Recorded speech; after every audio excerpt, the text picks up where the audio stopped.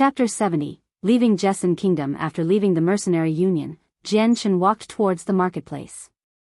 With such a wide variety of goods being displayed, there was an equal variety of armed forces guarding it as people traded.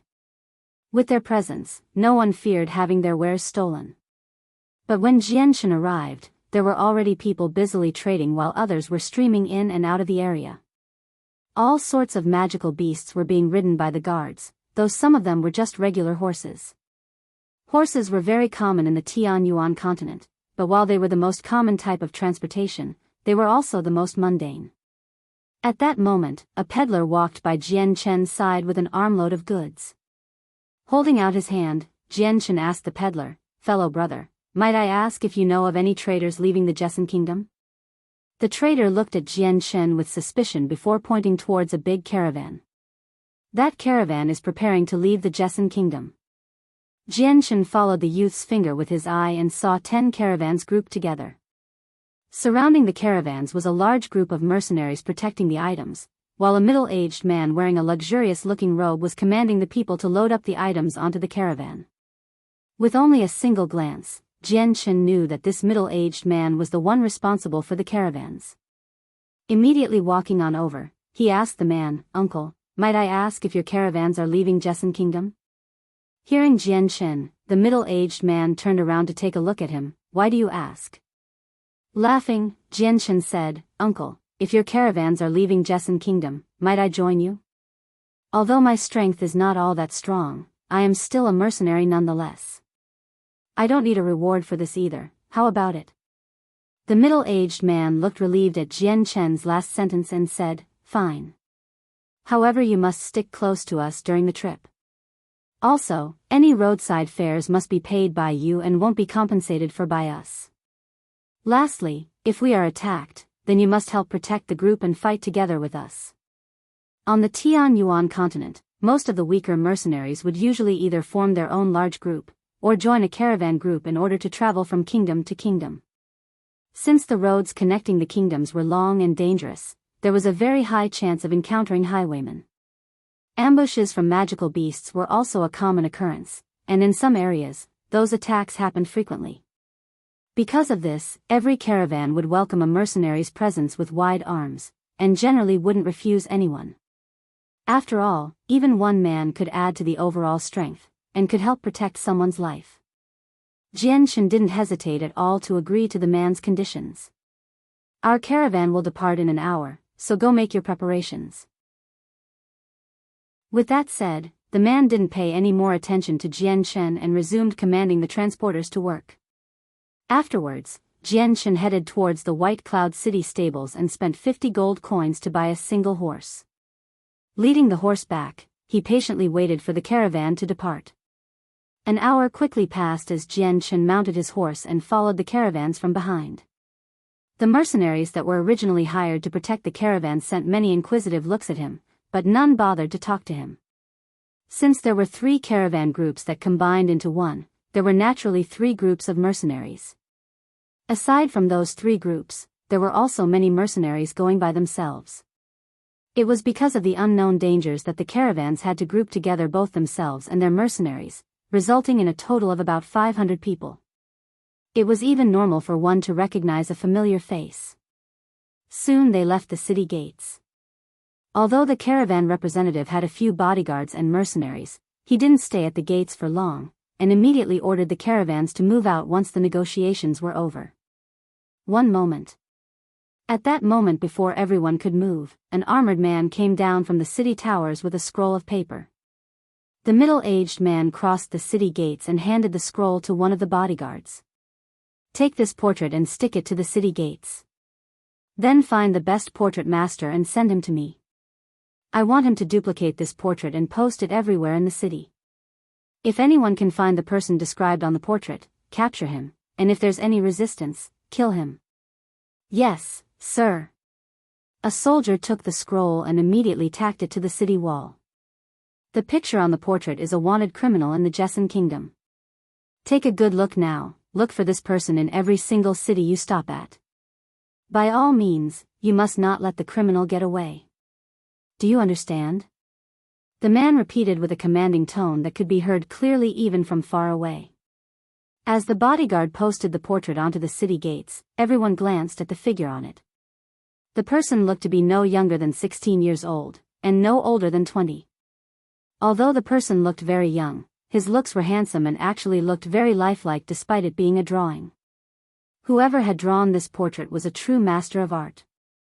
After posting the portrait, the man waved his arm at the caravan representative. "That'll be all, you can leave now." With no further interruptions, the caravan began to move once more. However, the guards at the city gates had already went from 10 in number to 100. Every single one of them would check each person as they entered or exited the gates, and then compared them to the person in the portrait. When Jian Shen was about to exit the gates, he saw the portrait on the gates, and his eyes hardened. The person on the portrait was of his original appearance. Seeing this, Jian Shen couldn't help but feel some fear in his heart regarding the Huayan sect. This city had been countless of miles away from Lore City. He had only left Lore City yesterday and arrived at White Cloud City just last night. Yet not only did the Huayan sect perfectly capture his appearance onto a portrait, but they had also been able to quickly send out the portraits to a city thousands of miles away. This type of efficiency made any person quake in fear, and Jian Shen doubted that the Huayan sect had only sent out portraits to White Cloud City. Right now, he feared almost every single city within the Jessan Kingdom had warrants of his capture. Jian Shen secretly rejoiced at his decision to change his appearance, otherwise, he would have been hard-pressed to escape White Cloud City. As Jian Shen rode his horse forward, the two soldiers at the gate scrutinized him with a heavy stare. However, Jian Shen had already changed his appearance. He was completely different from before. If people who had been familiar with him wouldn't be able to recognize him, then how would some strangers be able to find out who he was?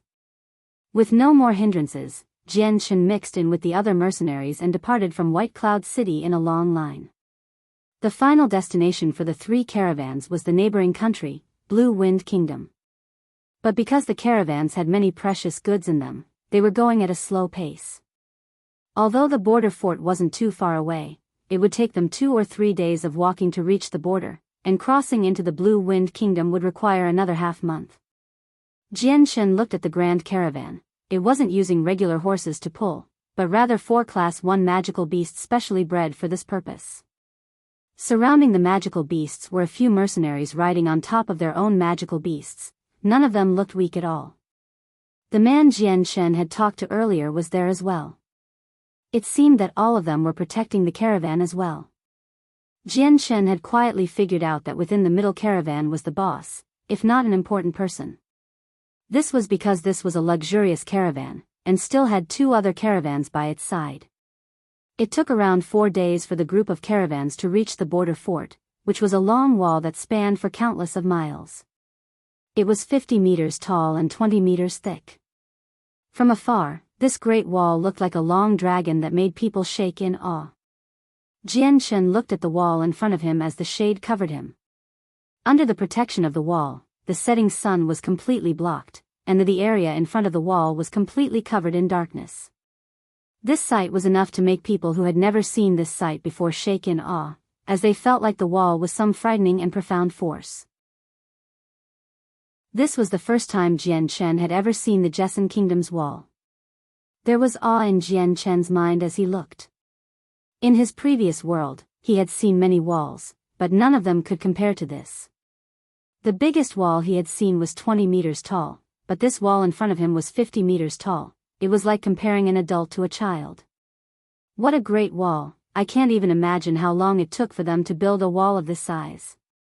Jian Shen sighed in admiration.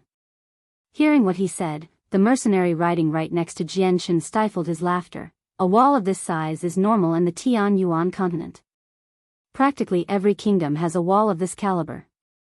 The mercenary looked at Jian Shen and said, "If you haven't been to any of the 3 great empires, then let me tell you, each one of the walls have a height of at least 100 meters and a thickness of 50 meters.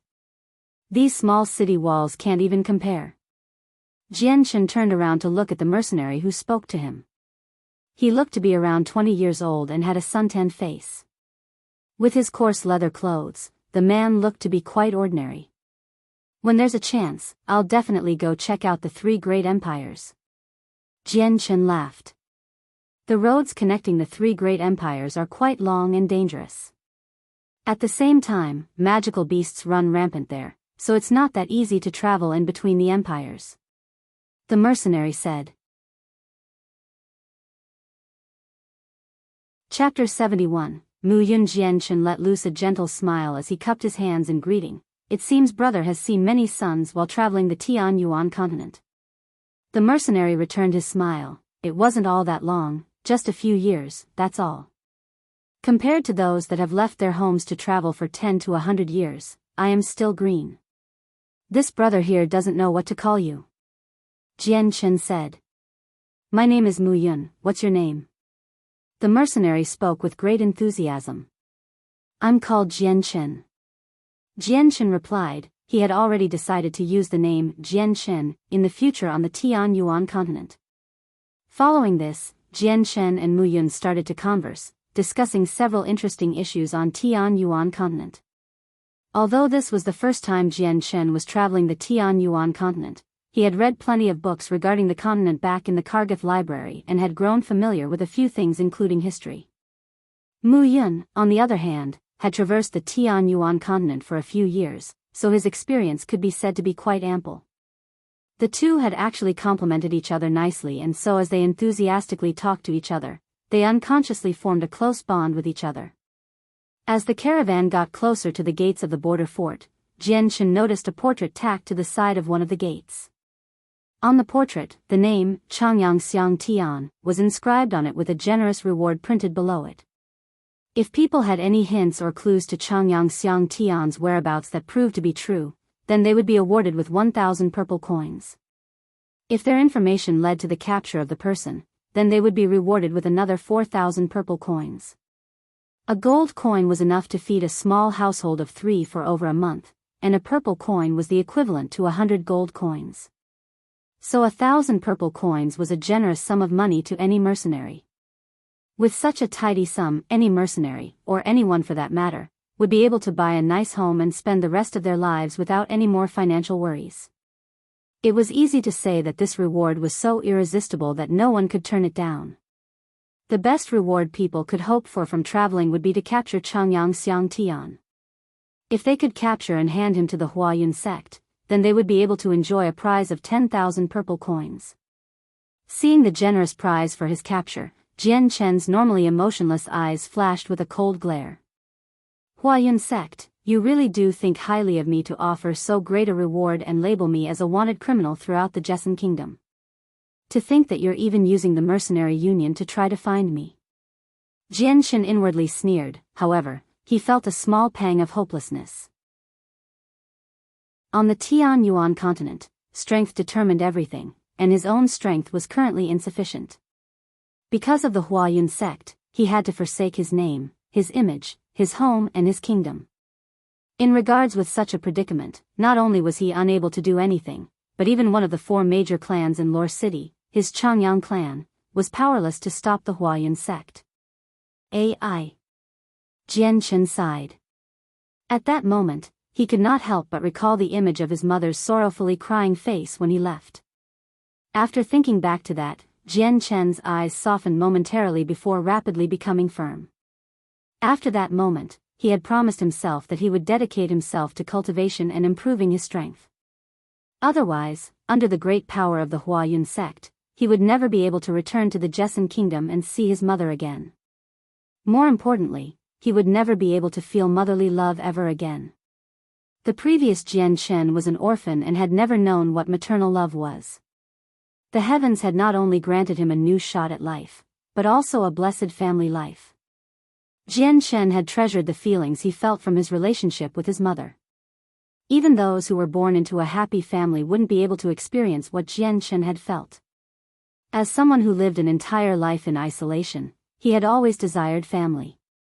But because he had always been in solitude, his heart had only known what it felt like to be alone.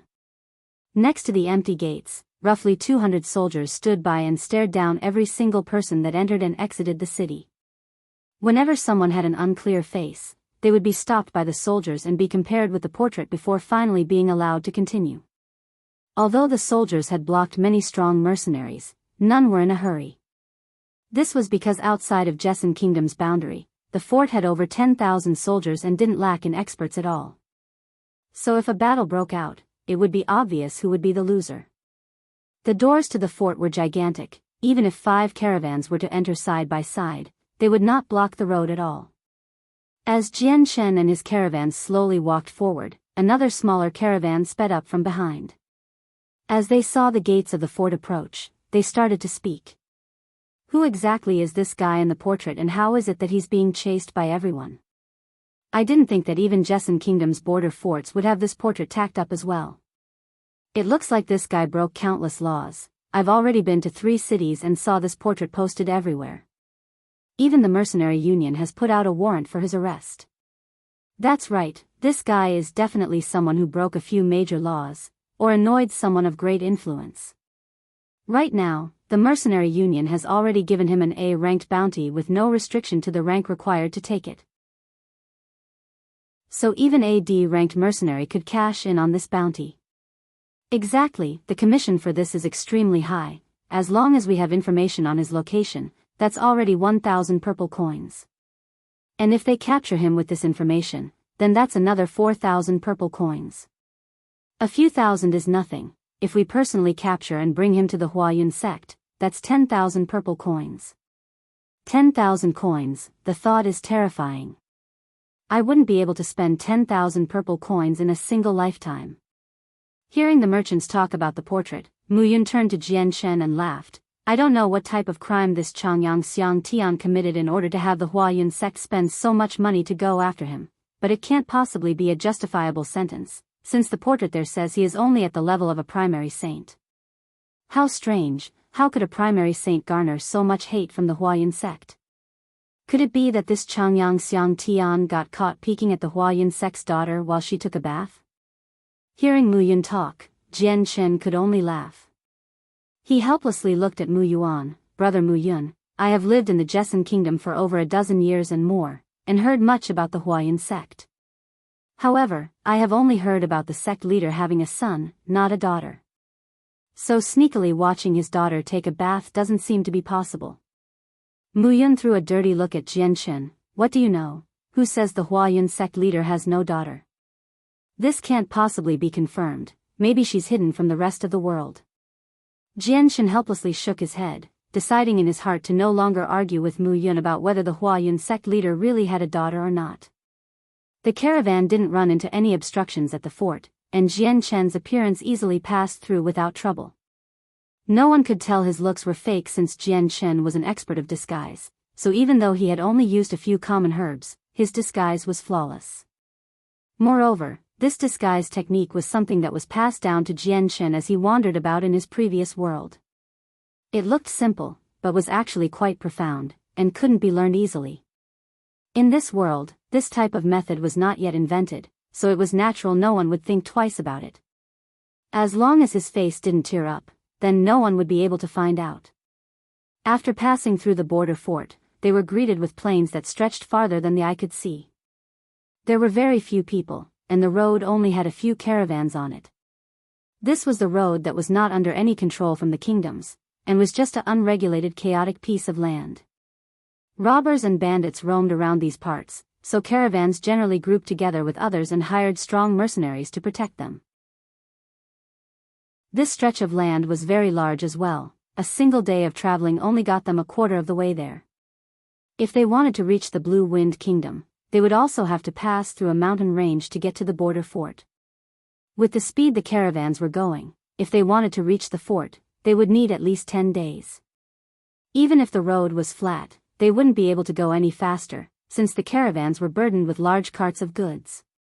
As the day grew dark, the caravans stopped to set up for the night. The mercenaries set up camp around the caravans, while the caravan drivers unloaded fodder for the horses to eat. A plume of smoke billowed up from the camps as a few of the mercenaries sat down to roast some magical beast meat or some pre-made food for them to eat. However, not all of them sat together. A few of the mercenaries stood off by the side and began to eat their own rations. Jian Shen took out a tent from his space belt and then looked for a dry and flat piece of land to set it up. Since he wasn't a part of any mercenary group, he was not able to use the provisions provided for those that were hired. Jian Shen had to take responsibility for anything he used without any assistance from the caravans. Right as Jian Shen finished pitching his tent, Mu Yun suddenly walked up to Jian Shen and said, "Jian Shen, it seems like you only joined this caravan halfway through. Where do you plan to go?" Jian Shen nodded and said, "I want to go to the Blue Wind Kingdom." "What about you, brother Mu Yun?" Mu Yun laughed and said, "I wish to go the Cage Kingdom, which means I'll have to pass through the Blue Wind Kingdom." As he spoke, his hand also withdrew a tent from his space belt and he began to set it up not too far away from Jian Shen's tent. Chapter 72, Boundless Bandits. As dusk arrived, Jian Shen finished his rations and went into his tent. With a Class 1 monster core in hand, he started to cultivate. Now that he was traveling the Tianyuan continent, there would be dangers lurking around every corner. This meant that he had to be strong in order to stay safe. Thus, Jian Shen didn't dare to squander even a second in order to increase his strength. Not only that, but he knew that if he grew stronger, then he would be able to return to the Jessan kingdom and reunite with his family without fear of the Huayun sect. Otherwise, if he dared to show his face there, he would be chased to the ends of the earth by the sect. Right now the outside was relatively peaceful. There was only the occasional sound of footsteps being heard as a few of the mercenaries patrolled around the campsite. The time quietly passed as it became late. At that moment, all of the mercenaries in their tents were sound asleep, and the mercenaries that were patrolling were drowsy to the point of being in an unfocused state. Just then, a dark blade flashed. It traveled under the cover of the night and silently slashed the neck of one of the patrolling mercenaries. This dark flash was clearly the result of an assassin's power, and with a soundless gurgle, the mercenary fell to the ground dead. The dark flash had moved through the air silently and quickly. No one could sense this blade coming. Since the campgrounds were wide, and the target had been a lone mercenary standing in a remote place, there was no way anyone could possibly notice his death before he fell to the ground. Right as the first mercenary fell to the ground, countless dark flashes flew out towards the camp and killed all of the mercenaries patrolling a bit far from camp. Jian Shen wasn't too far away from the campsite, and so when the mercenaries fell to the ground, there was one that fell only 30 meters away from Jian Shen. The cross-legged Jian Shen's ears shook from the sound he heard as his eyes abruptly flew open. Looking around, Jian Shen bent forward to open the tent flap just a crack to see what was happening outside. Just as Jian Shen opened up the flap to his tent to check up on what was happening outside, another flash of light could be seen as it shot through a patrolling mercenary. Like the others, this man also fell to the ground without a sound. Jian Shen's eyes widened in surprise at this sight. It was clear to him that the caravan was under attack, but with his previous experience, he did not panic. Roaring loudly from his tent, he yelled, "Everyone be careful, we are under attack." Jian Shen let loose a loud roar that could be heard clearly throughout the campsite. With his warning, the previously peacefully quiet campsite erupted into noise as countless mercenaries came bursting out from their tents. In just a short moment, hundreds of mercenaries making a racket had appeared in the previously undisturbed camp. Jian Shen's words were common to all those that had traveled throughout the Tianyuan continent. Those who lived by their weapons were extremely sensitive to sound, and so when they heard Jian Shen, they immediately came charging out of their tents. However, as everyone came rushing from their tents, they looked around themselves and could only see their own mercenaries without any signs of an enemy. An enemy? Where's the enemy? Who was the one that yelled, "I don't see anyone"? Where's the enemy? Who's the motherfucker that cried wolf? Many of the mercenaries began to cry out loud in anger. If they found the guy who cried wolf, then he wouldn't be let off easily. Not good, Captain Lang Tian, the sentry Du Mulan has died. Just as many of the mercenaries were cursing out loud, another yell came crying loudly over the others, causing many to turn their heads. Hearing that, every single mercenary turned towards the cry in dead silence. At the same time, another 3 flashes of light came flying through towards the group, and slammed straight into 3 mercenaries' chests. The 3 mercenaries that were hit didn't even have the opportunity to even cry out before they slumped to the ground. But before they could even hit the floor, another 3 streaks of lights flew out and claimed the lives of another 3 mercenaries. The streaks of black light never ceased to fly out towards the mercenaries. Under the guise of the night, it was hard for the people to figure out where they were coming from or where they were aimed at. Since the light was shooting at a fast pace, a dozen mercenaries had already succumbed to the attack before anyone could even react. At this time, a mercenary finally cried out in terror, "Be careful, enemies are at us." But before he could finish his sentence, a streak of light flew towards him and killed him. "Everyone scatter and take cover," another mercenary yelled. It was a large middle-aged man with a scar on his face. 2 red hammers materialized in his hands as he charged towards the direction of where the attack came from. "Captain Lang Tian, be careful." Watching the man charge towards the direction of the enemy, many of the mercenaries cried out in concern. As the man charged ahead, a few dozen of the stronger mercenaries began to follow his lead, and started to rush towards the source of the attacks. But the streaks of light continued to fly out. This time they had changed targets and began to hit those mercenaries that were starting to come towards them. Although this was a hasty charge without knowing all the information, these dozen mercenaries were not weak. The still charging Captain Lang Tian swung out with his twin red hammers and lit up the area around them like a striking lantern. As he saw 2 flashes of light head towards him, Lang Tian sneered and swung out his hammers, smashing them away from him. As the 2 hit each other, Lang Tian's hammers completely smashed through the rays of light. Silently, the light disappeared. Although they were strong enough to take another person's life, they weren't strong enough to withstand an actual attack. The mercenaries behind Lang Tian weren't weak either, and without fear, their saint weapons began to form and destroy the black lights that were aimed at them. At that time, another situation had occurred. An ear-piercing whistle broke the silence. As the mercenaries turned their heads towards the sound, they could only see a large concentration of arrows flying at them, like a swarm of locusts. Seeing the amount of arrows, a few dozen of the mercenaries immediately stopped their charge and took cover. Ding ding ding ding, the arrows immediately landed against their saint weapons, creating a cacophony of sound. Lang Tian and a few other mercenaries didn't bother to stop their charge.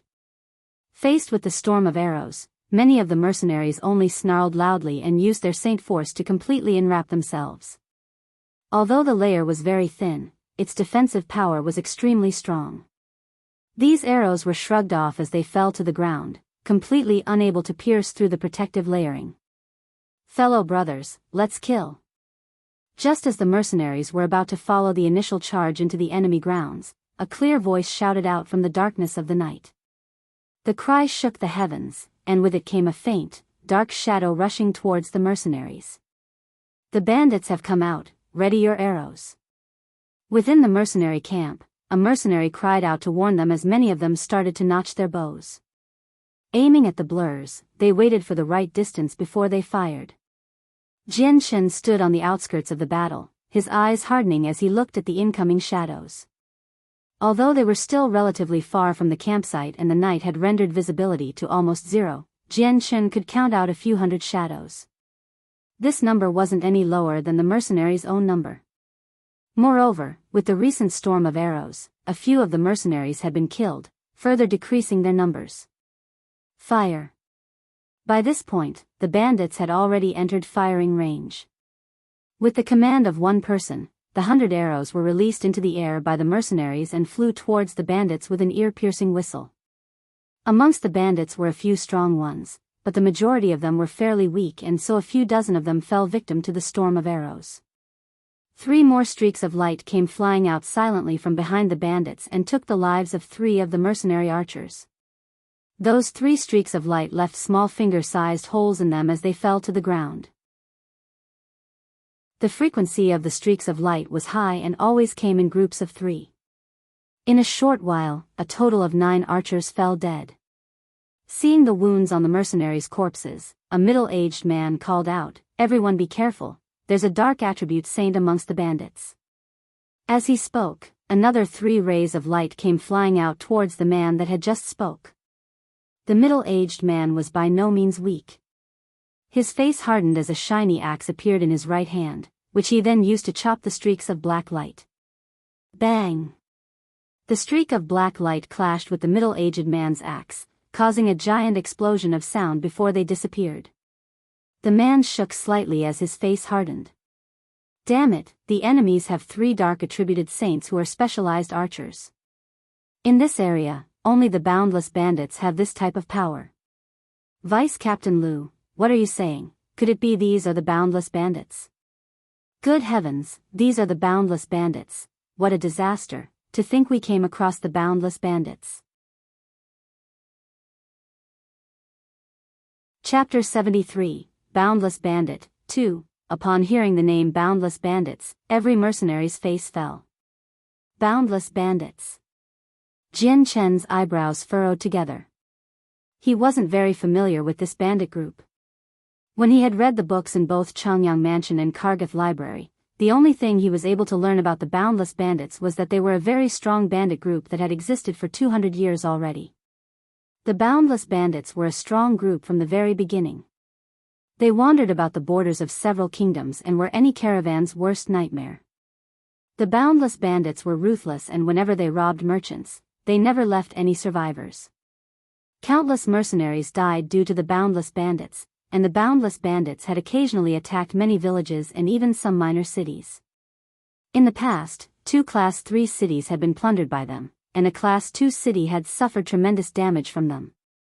With every village they massacred, it further enhanced their reign of terror and caused merchants to fear traveling to faraway places.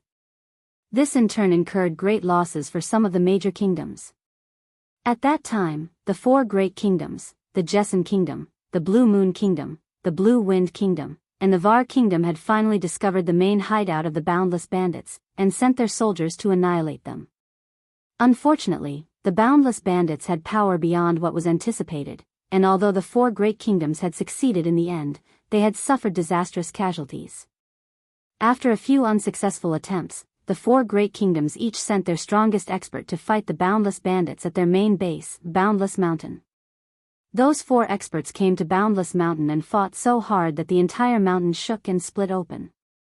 The explosions of battle lasted for 1 day and 1 night before gradually stopping. Sometime during the battle, the 6 peaks of the mountain had caved in. When the experts from the 4 great kingdom had returned, their faces were not a pretty sight. They didn't say anything and left quickly. Soon after, the commander of the mission to annihilate the Boundless Bandits had immediately received an order from the king for all the troops to retreat from Boundless Mountain. Although no one had personally seen what the experts from the 4 great kingdoms had done inside the mountain, even those without a brain could guess what events had transpired. This result was something the mercenaries and merchants had a hard time accepting, and so as a result, the Boundless Bandits' reputation skyrocketed. To some mercenaries and merchants, the Boundless Bandits had become a mythical figure that was feared by quite a few of the neighboring kingdoms.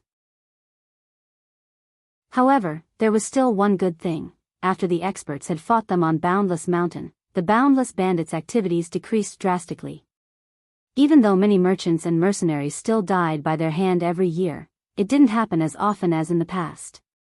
It only occurred once every 2 months, and their methods weren't as violent as before. This gave the merchants plenty of opportunities. The only downside was that they couldn't predict the times when the Boundless Bandits would attack. Thus, even if some of the caravans wanted to travel at specific times in order to avoid the bandits, it was an impossible task. Motherfucker, the Boundless Bandits aren't anything, this one will chop them down like grass.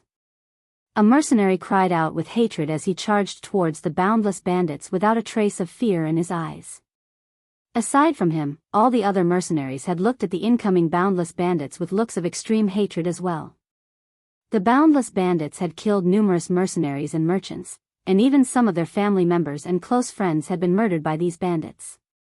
So in their hearts, the mercenaries' initial fears had been overtaken by their intense hatred. As travelers who depended on their strengths in order to survive as mercenaries, their murderous nature overtook their normally upright morality, and made them into men who feared nothing, not even death. 10 years ago, my own father was killed by the hands of the Boundless Bandits. Today, I will take revenge for my father. A 20-year-old mercenary glared at the incoming bandits with blood-red eyes. Grief and rage had consumed him along with hatred. Another older man around the age of looked at them with fierce killing intent as he said through his teeth, "The boundless bandits killed my brother 5 years ago. Even if I sacrifice my life today, I'll take the life of at least one of them to serve as the funerary mat in revenge for my brother." The black streaks of light continued to come at them without pause. Even now, a few of the mercenary archers were still falling prey to the strange ray of light. While a few of the mercenaries tried to take cover, the others continued to fire arrows at the incoming bandits. As the bandits got closer and closer, many of the mercenaries became more frantic. The amount of bandits rushing at them had a major influence on the mercenaries, and scared many of them into retreating. Their rebellious spirit was gone, since not everyone was willing to fight back. There were some that were more cowardly in the mercenary ranks. Seeing how the mercenaries were slowly losing control of the situation, a middle-aged man began to worry and shouted, "Do not panic. These are only a small portion of the boundless bandits, they're no stronger than us. As long as we work together, we can defeat them. Otherwise, we will all die together. Brothers, for our lives, we must come together." Hearing the middle-aged man, even the most cowardly mercenaries had felt some courage return to their hearts. If they wanted to survive, they would need to fight. Their fierce desire to survive forced them to abandon their cowardly nature, and they were now prepared to risk their lives. The mercenaries tried to think of any possible ways to dodge the dark streaks of light while continuing to shoot at the bandits. After a good 100 bandits were killed, the boundless bandits finally arrived in front of the mercenaries. By this point, each mercenary had already fired their last arrow, and so they dropped their bows and summoned their saint weapons to engage the boundless bandits in close combat. Ah! Ah! The two sides began to roar, their cries piercing the heavens as their weapons collided against each other. But the mercenaries were still not able to see behind the bandits, and the streaks of black lights were still able to precisely strike at each mercenary without fail. Within a few moments, a dozen mercenaries had fallen. The captain is being stalled by the bandit experts. "Charles, Gusan, Air and Mel, you three follow me. We'll definitely find the hiding spots of the archers." An armored mercenary cried out over the chaos of the moment. Straight after saying that, he leapt over the body of a bandit and charged towards the source of the black streaks. As the armored mercenary charged, the 3 other mercenaries mentioned leapt to follow him. Using the heads of the bandits to block the streaks of black light, they continued onwards. The 4 mercenaries leapt over the fallen bandits. The other bandits standing had no chance against them. Although the boundless bandits were strong enough as a whole to rival kingdoms, this small portion wasn't enough. Moreover, their elite members were already blocked by a few experts during the initial charge, so there weren't any strong bandits remaining to block the 4 mercenaries. Another 3 streaks of light came flying out at the 4 mercenaries. Clearly, the hidden dark attributed archers had figured out the intentions of the mercenaries. Straight after the first 3 streaks were shot, another 3 black streaks came flying straight behind, making it a total of 6 streaks that silently approached the 4 mercenaries. The 4 mercenaries weren't weak and were actually far stronger than the mercenaries on patrol. Each one of them summoned their saint weapons and smashed against the streaks of light with them. When the two collided, the black lights directly dissipated. The mercenaries' paces didn't falter in the slightest as they continued to charge towards the bandit archers. All 4 of them knew that if they didn't resolve the issues with the archers, then their mercenary group would continue to take on heavy losses. Although the 3 mercenary groups had several hundred people, their strengths in the mercenary world were all lower-ranked ones. The mercenaries were generally at the level of a saint. Those who were a great saint were very few. There were only a few great saint masters in this group, the 3 mercenary captains and the vice-captain. However, the 4 of them were currently engaged in battle with the experts on the bandit side, and did not have time to find the archers. The moment the 4 mercenaries escaped from view, the streaks of black light stopped as well. Whether or not they had taken care of the archers, they at the very least had gained some precious time for the mercenaries. After all, the black streaks of light were detrimental to the mercenaries, since they couldn't be easily seen under the night. Their travel speeds were also extremely fast, and so the weaker mercenaries would have no way of spotting the lights. With the hidden danger gone, the mercenaries no longer had to protect themselves from any long-ranged attacks. They could now fight against the bandits with 100% of their power and tear them apart. By this point, every single mercenary threw away all fear they had for the boundless bandits. For the sake of surviving, all of them were using their utmost efforts to kill the bandits, only hoping to end up victorious. The battle rose to an ear-deafening point as saint weapons clashed against each other and blood splashed everywhere throughout the battlefield. As the war went on, dozens of people from both sides fell victim to the other side. Jian Shen had also entered the battle, despite using only his saint power. However, his formidable fighting strength was definitely enough to shock anyone. They could only see Jian Chen use his profound steps to evade the attacks coming from every direction. In his hand, he had only a silver sword that was 1.3 meters long and 2 fingers wide. It constantly flashed in his hand at lightning-fast speeds. His pierces were so fast that only a thin ribbon of silver light would flicker across as he moved. There was no way the naked eye could catch a glimpse of the sword's material form. Jian Chen's sword was not only fast but it was also one that nobody could defend against. Moreover, his swordplay was extremely precise. Every time his sword pierced outwards, he could accurately stab the enemy in the throat, killing the enemy in one attack. There were very few people at the same level of strength as him that could evade Jian Chen's lightning-fast sword. Chapter 74. Fierce battle. Jian Chen was able to fight against his enemies alone. The battlefield around him was filled with desolate screams, and blood splashed everywhere. To Jian Chen, this was already a common sight, so it didn't disturb him in the slightest. Jian Chen continued to stab out with his sword. After every attack another boundless bandit would fall. With his lightning-fast speed, enemies of equal strength weren't able to keep up with Jian Chen's flow for more than 3 moves, and even more of them were instantly killed with only a single blow to the throat. In terms of strength, Jian Chen was lower ranked when compared to the bandits. However, when it came to killing bandits, no one could compare to Jian Chen. In the span of a few minutes, over a few dozen bandits had been killed by him, drenching his light-wind sword with blood. Jian Chen's clothes, on the other hand, still maintained their pure, cottony, white and brown, as not a single splash of blood landed on them. Unknowingly, Jian Chen had penetrated into the core of the bandits. Boundless bandits surrounded him for 20 meters in every direction with no fellow mercenary in sight. The closest few were fighting in small groups of 3 to 5 on the outskirts of the bandits' vanguard. Kill! 3 of the boundless bandits cried as they charged at Jian Chen with a bloodthirsty roar. With a lift of their saint weapons, they slashed down in hopes of chopping Jian Chen in half.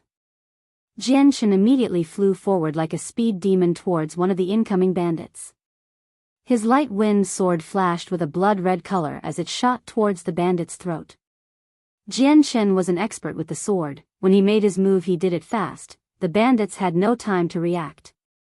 He could only see the bloody flash come towards his neck, then the next thing he knew, he couldn't breathe. It was almost as if something was blocking his throat, so he couldn't yell either. Immediately, a trickle of blood came flowing from his neck as the bandit fell to the ground without making another sound. Even in his final moments, the bandit didn't realize that he was dying. Perhaps he didn't even know his throat had been pierced by Jian Chen's sword. Because Jian Chen's swordplay was so fast, the bandit didn't have time to react. Moreover, the blade was so thin that he did not even feel pain from the stab. Even after the light-wind sword had pierced the bandit's throat, Jian Chen didn't stop moving.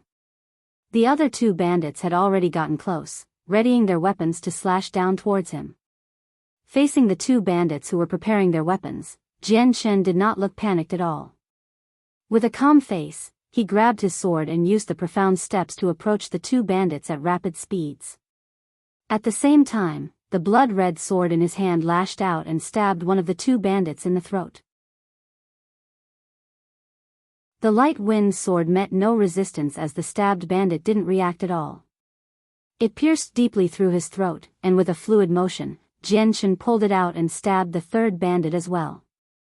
Every single stab from Jian Chen had been extremely fast. The naked eye wouldn't be able to keep up. No one would be able to avoid his strokes, and so the third bandit would definitely not be able to survive a blow to his throat either. To Jian Chen, killing people was already as common as breathing. Seeing the life escaping from people was nothing uncommon, and he never hesitated over taking a bandit's life. And so the light wind sword continued to fly out towards the bandits. Amongst the fierce clash, no one was safe from this battle. Even the caravan drivers who weren't saints were grouped together with a few mercenaries fending off the bandits. The battle was causing both sides to rapidly lose numbers. Both the bandits and the mercenaries suffered from disastrous casualties.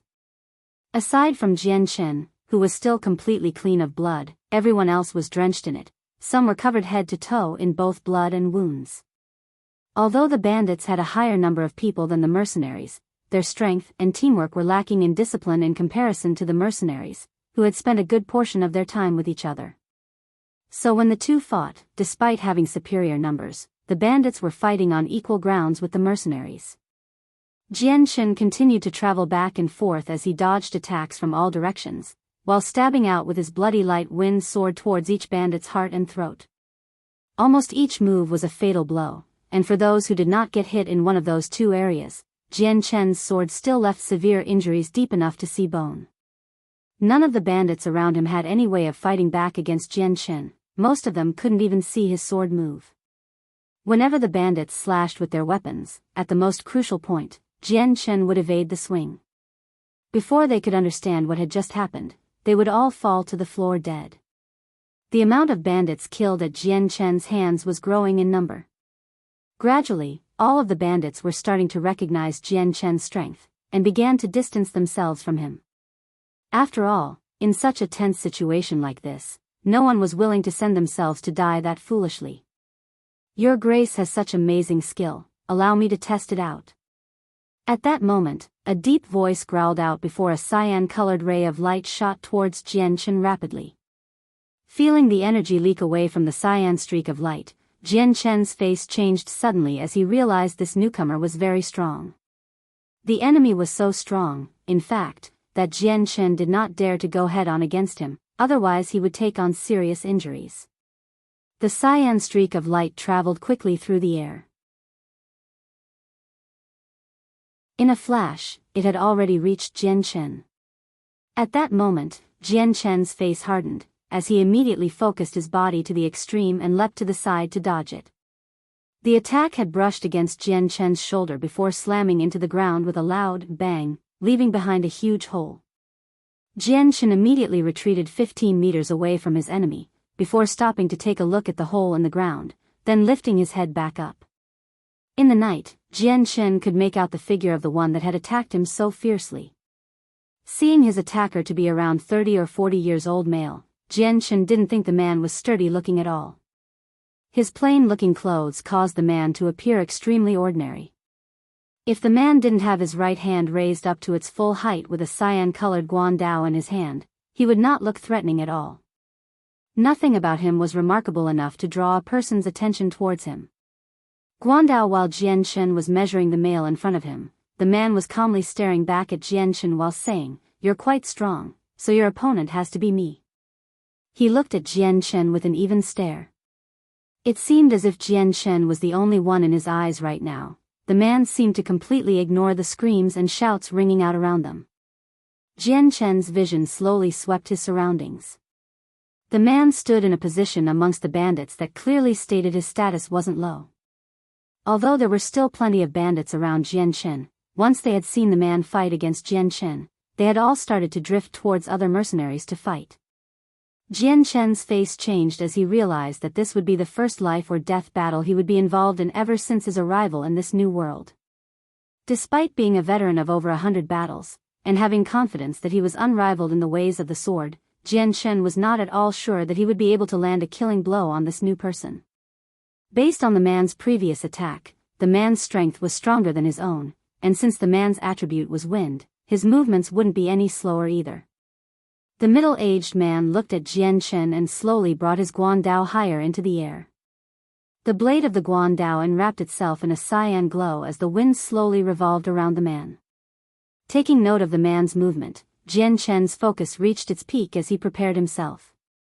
Even if he were to use the profound steps, his enemy's strength was far too strong, and with his wind attribute Saint Force that made him specialized in speed, he didn't dare find out what the outcome would be. Ha! Suddenly, the man shouted loudly and dashed forward at a mighty speed towards Jian Chen. The middle-aged man's speed was almost terrifying, and in the blink of an eye, the guandao was almost invisible as it swung down onto Jian Chen's neck. Jian Chen's head tilted to the side as the guandao swept past his head.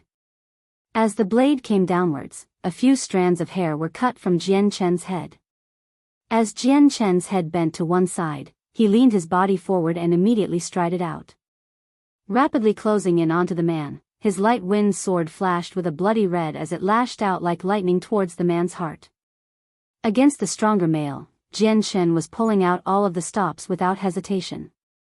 Jian Chen's speed was so fast that it was his current physical limit. In the blink of an eye, the light wind sword had already hit the middle-aged man's stomach. The tip of the sword immediately became wrapped in sword chi as it pierced through the man's body. Seeing the tip of the sword pierced his body, the middle-aged man's expression suddenly changed to one of shock. However, the middle-aged man reacted soon afterwards, and the strong Saint Force from within him had been drained. The ultimate form of a weapon being able to fiercely attack and defend at close range was important. Although, the Saint Force surrounding his body was just as thin as he thought it was initially. Chapter 75. Fighting a Saint Master. The light wind sword was like a hot knife cutting through butter as it split apart the man's Saint Force. Despite this, the force of his thrust decreased as it was forced through his protective shell. The tip of the sword didn't falter at all as it continued to stab through towards the middle-aged man. The initial two defenses the man had put up had been smashed to pieces, but by the time the light wind sword broke through the hindrances, the man had already drawn upon his wind attribute Saint Force to immediately propel himself backwards. The middle-aged man stood a few meters away as he stared at Jian Chen hard in the face. His own expression hardened as he spoke. What incredible speed! Jian Chen looked back at the man without saying a word. He felt okay even after pushing himself to his limits. He had pushed his speed to a rate he had never achieved before.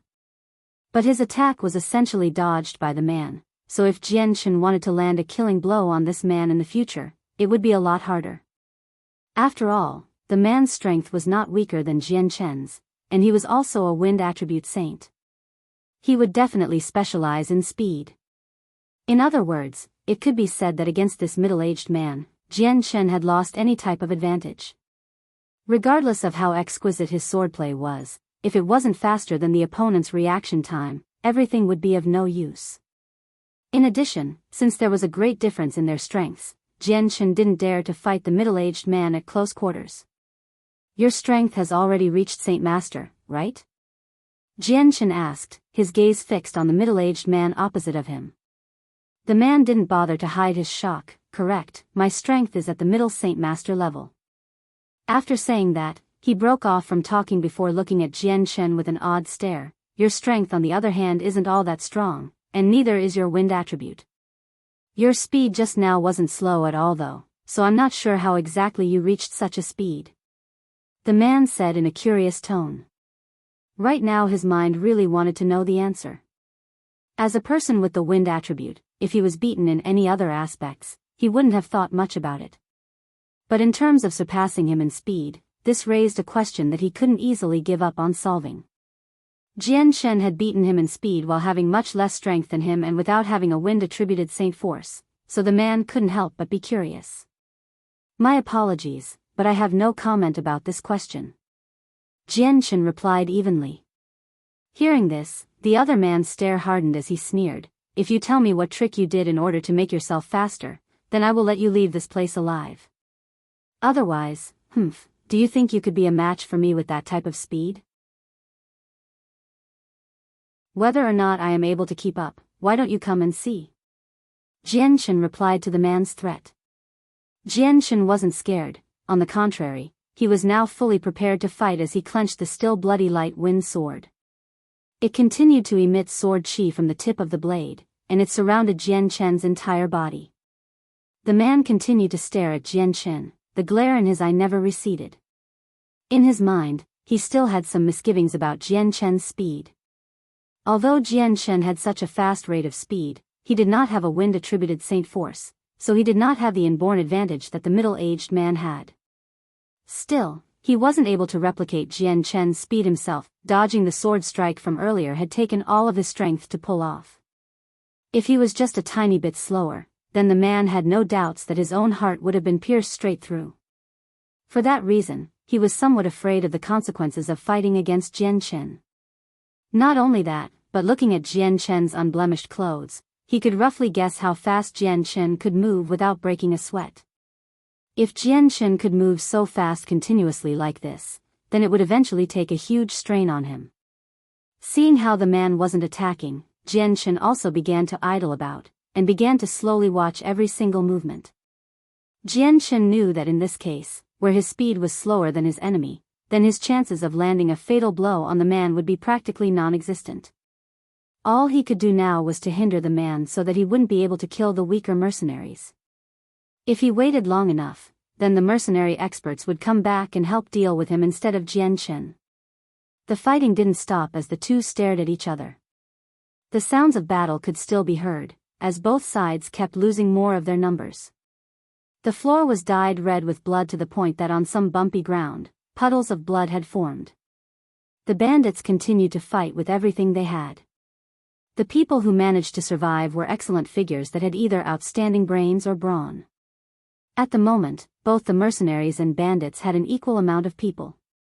The two continued to stand there before finally, one of them made a move. With the wind enwrapping the Guandao, the blade resembled a crescent moon in the night as the man ran towards Jian Chen with the 2-meter-long blade in hand.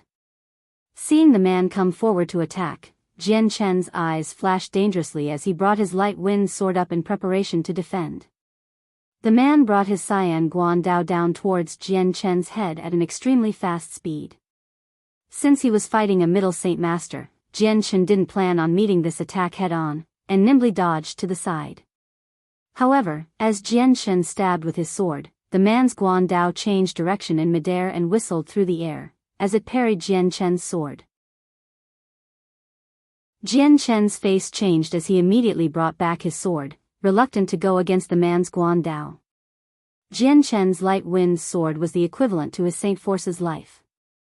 His life was connected to the frail-looking sword, so if his sword were to be injured, then Jian Chen's own life would be too. And if his light wind sword were to break, then Jian Chen would lose all of his cultivation, and his life would be threatened. On the Tianyuan continent, the cases in which people had died due to their saint weapons being broken were commonly seen. It practically happened everywhere.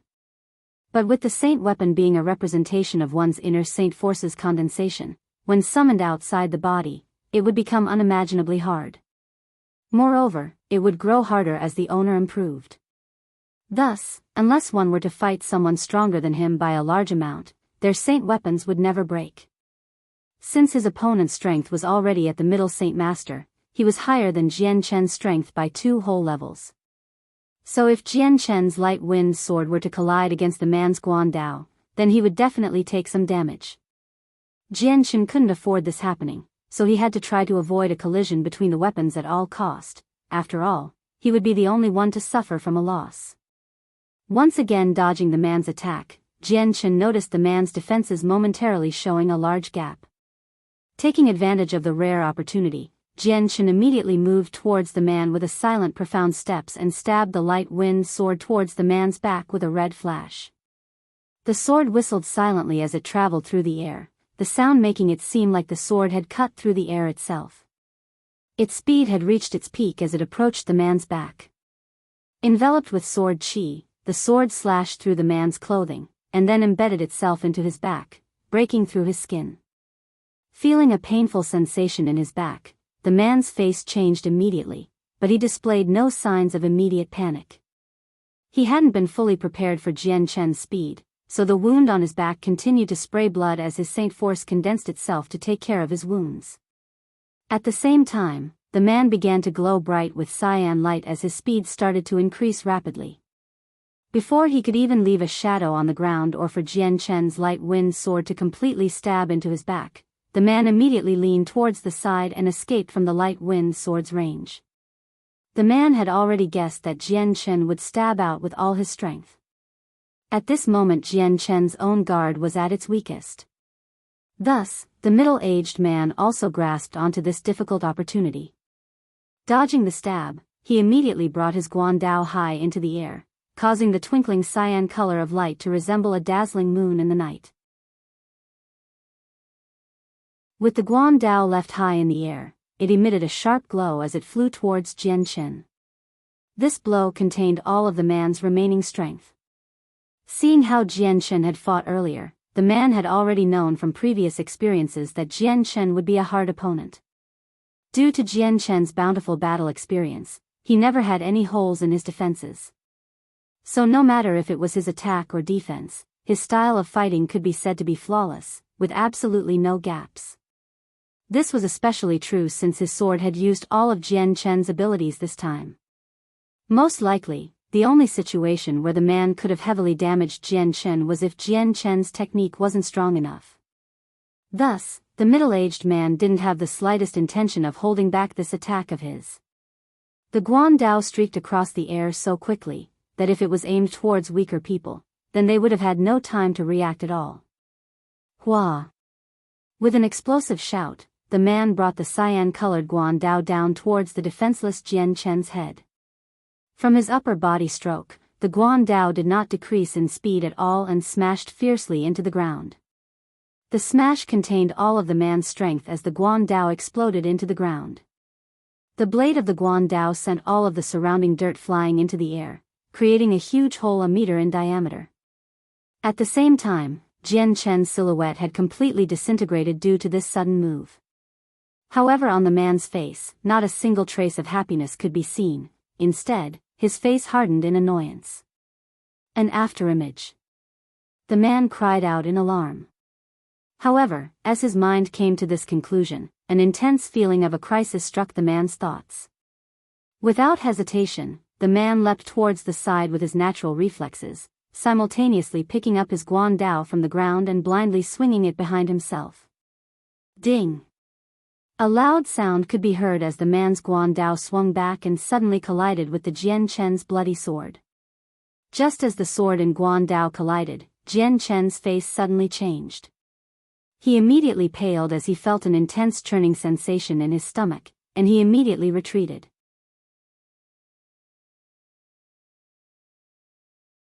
Chapter 76, Using Tai Ji against the enemy. Jian Chen retreated 20 meters before stopping. There was no longer an easygoing look on his face. Instead, he was now deathly pale. There was just too much of a difference between their strengths. Jian Chen could only compete on even ground in terms of agility, but he had just taken a huge loss from the collision between their saint weapons. Although it hadn't done too much damage to him, the middle-aged man's saint force was many times stronger than Jian Chen's, and that blow alone had caused his light wind sword to transmit a huge shock wave which caused some minor internal injuries. The man steadied himself as he stared down Jian Chen. This had been the third time he had nearly taken damage, so he didn't dare belittle Jian Chen anymore. Although Jian Chen was weaker than him, he was relying on a speed that was faster than the man's own. This was a major threat to the man, and he had acknowledged that Jian Chen was stronger than someone of the man's level. However, as he looked at the state Jian Chen was in, he suddenly understood what had just happened and began to laugh. "Brat, I admit that you are very fast, but your strength is just far too weak." Without even waiting for Jian Chen to catch his breath, he immediately flew forward with his 2-meter-long guandao ready to cleave him in two. Because of the collision between the light wind sword and the guandao, Jian Chen had suffered some damage. Since his opponent was 2 levels higher than himself and had reached middle saint level, the impacts of these light injuries were fatal. After all, Jian Chen had been able to use the profound steps to fight against his opponent during his peak state only. But now that he was in an injured state, he was no longer capable of being so nimble. Dodging attacks had already expended his energy. As the man continued to exchange blows with Jian Chen, he had realized that the threat Jian Chen originally was to him was slowly decreasing, causing his guard to similarly slacken. Using all of his strength, he struck out towards Jian Chen, hoping for a fatal blow. His speed was even faster than before. With the man's speed growing faster, Jian Chen was using up more and more energy. If he was in perfect condition, then not only would Jian Chen have an easier time dodging the man, but he would have been able to fight back as well. But now that he was injured, he could only dodge without attacking, and since the man was quickly increasing his movement speed, Jian Chen's every dodge was getting more and more dangerous. The man's blows were getting exponentially faster.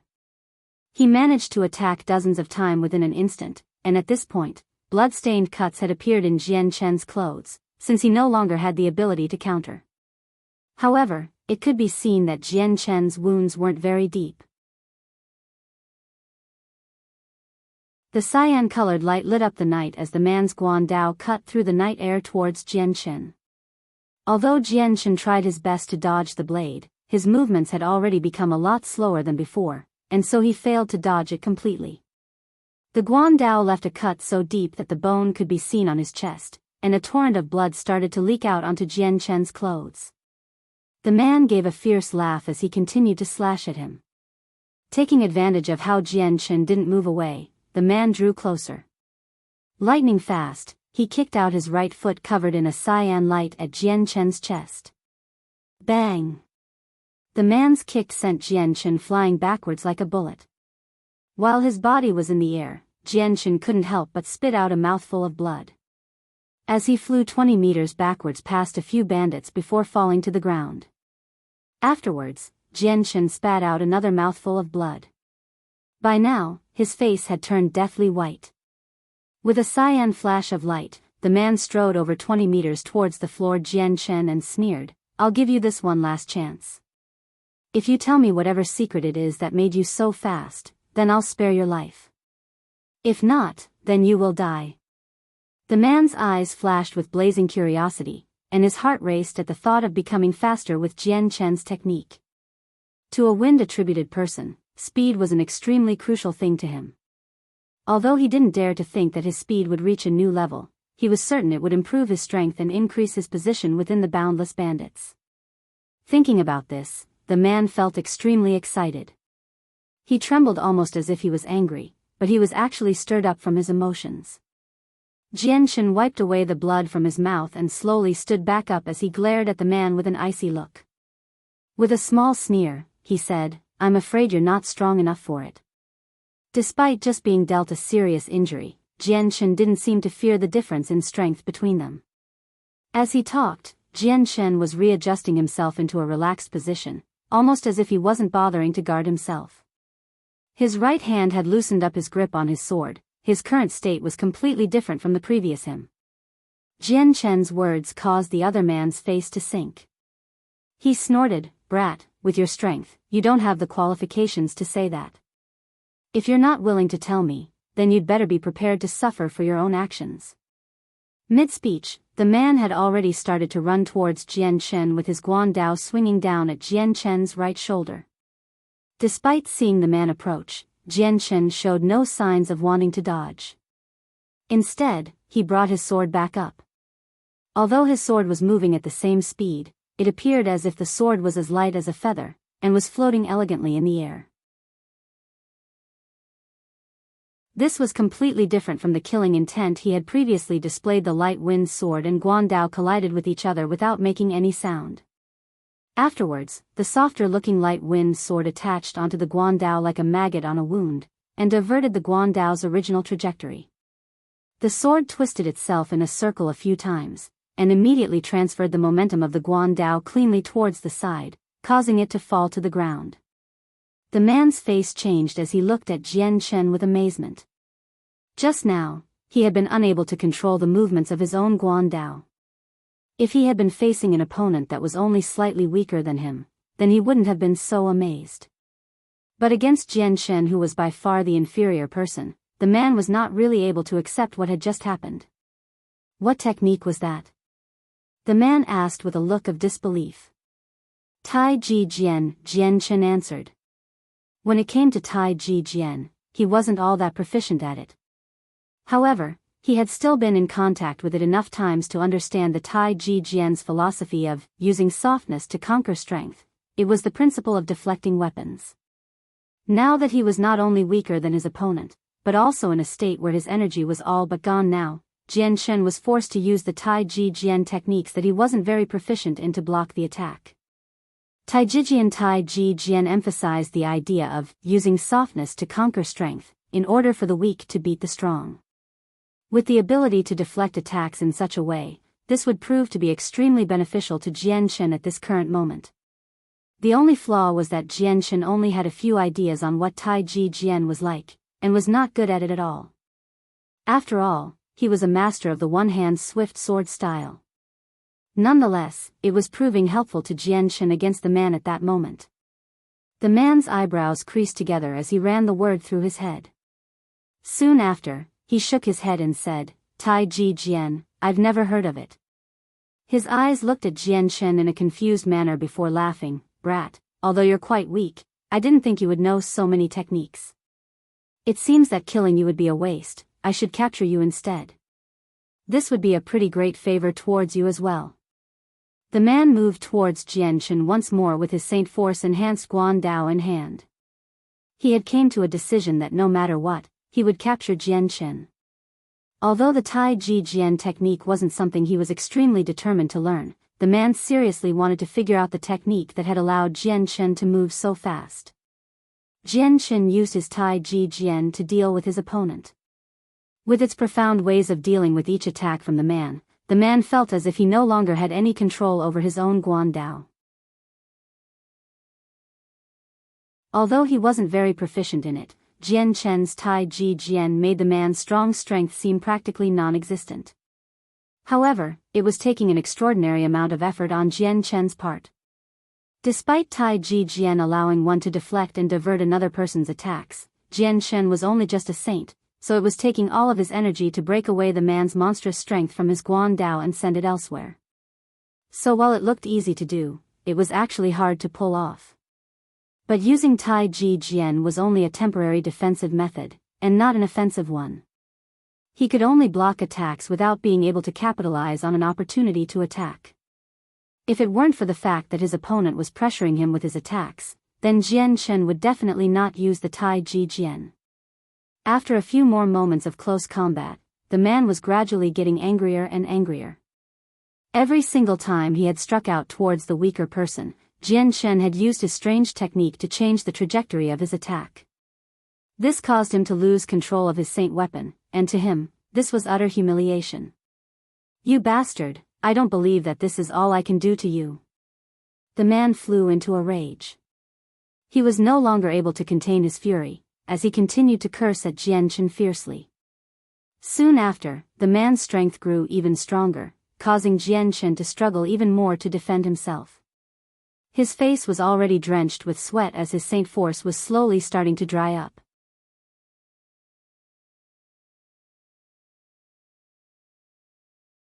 Chapter 77, Battle Skill. The man's wild attacks were pushing Jian Shen to his limit.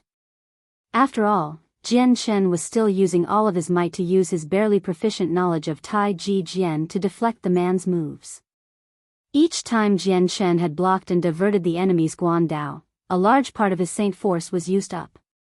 With the both of them fiercely fighting it out, they had already used up more than half of their Saint Forces.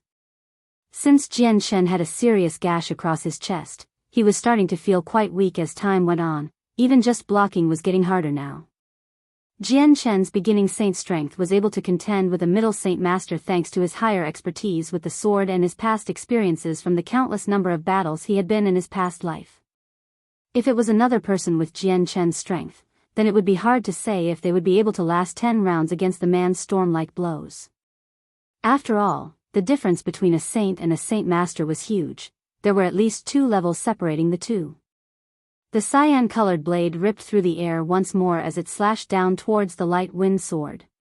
At last, Jian Shen wasn't able to deflect the Guan Dao's frightening power, and his sword was sent recoiling backwards. While the light wind sword wasn't hurt in any way, it had been forced back into Jian Shen's chest with a loud bang. The crash caused Jian Shen to be sent flying backwards 10 meters, before falling onto the ground. He spat out yet another mouthful of blood, filling the sky with droplets of it. Brat, I can tell that you don't even have the energy to escape from my blows now. Just be obedient and come along with me. The man sneered. Without waiting for Jian Chen to answer, he moved once more, and in a flash, he appeared 10 meters ahead where Jian Chen was.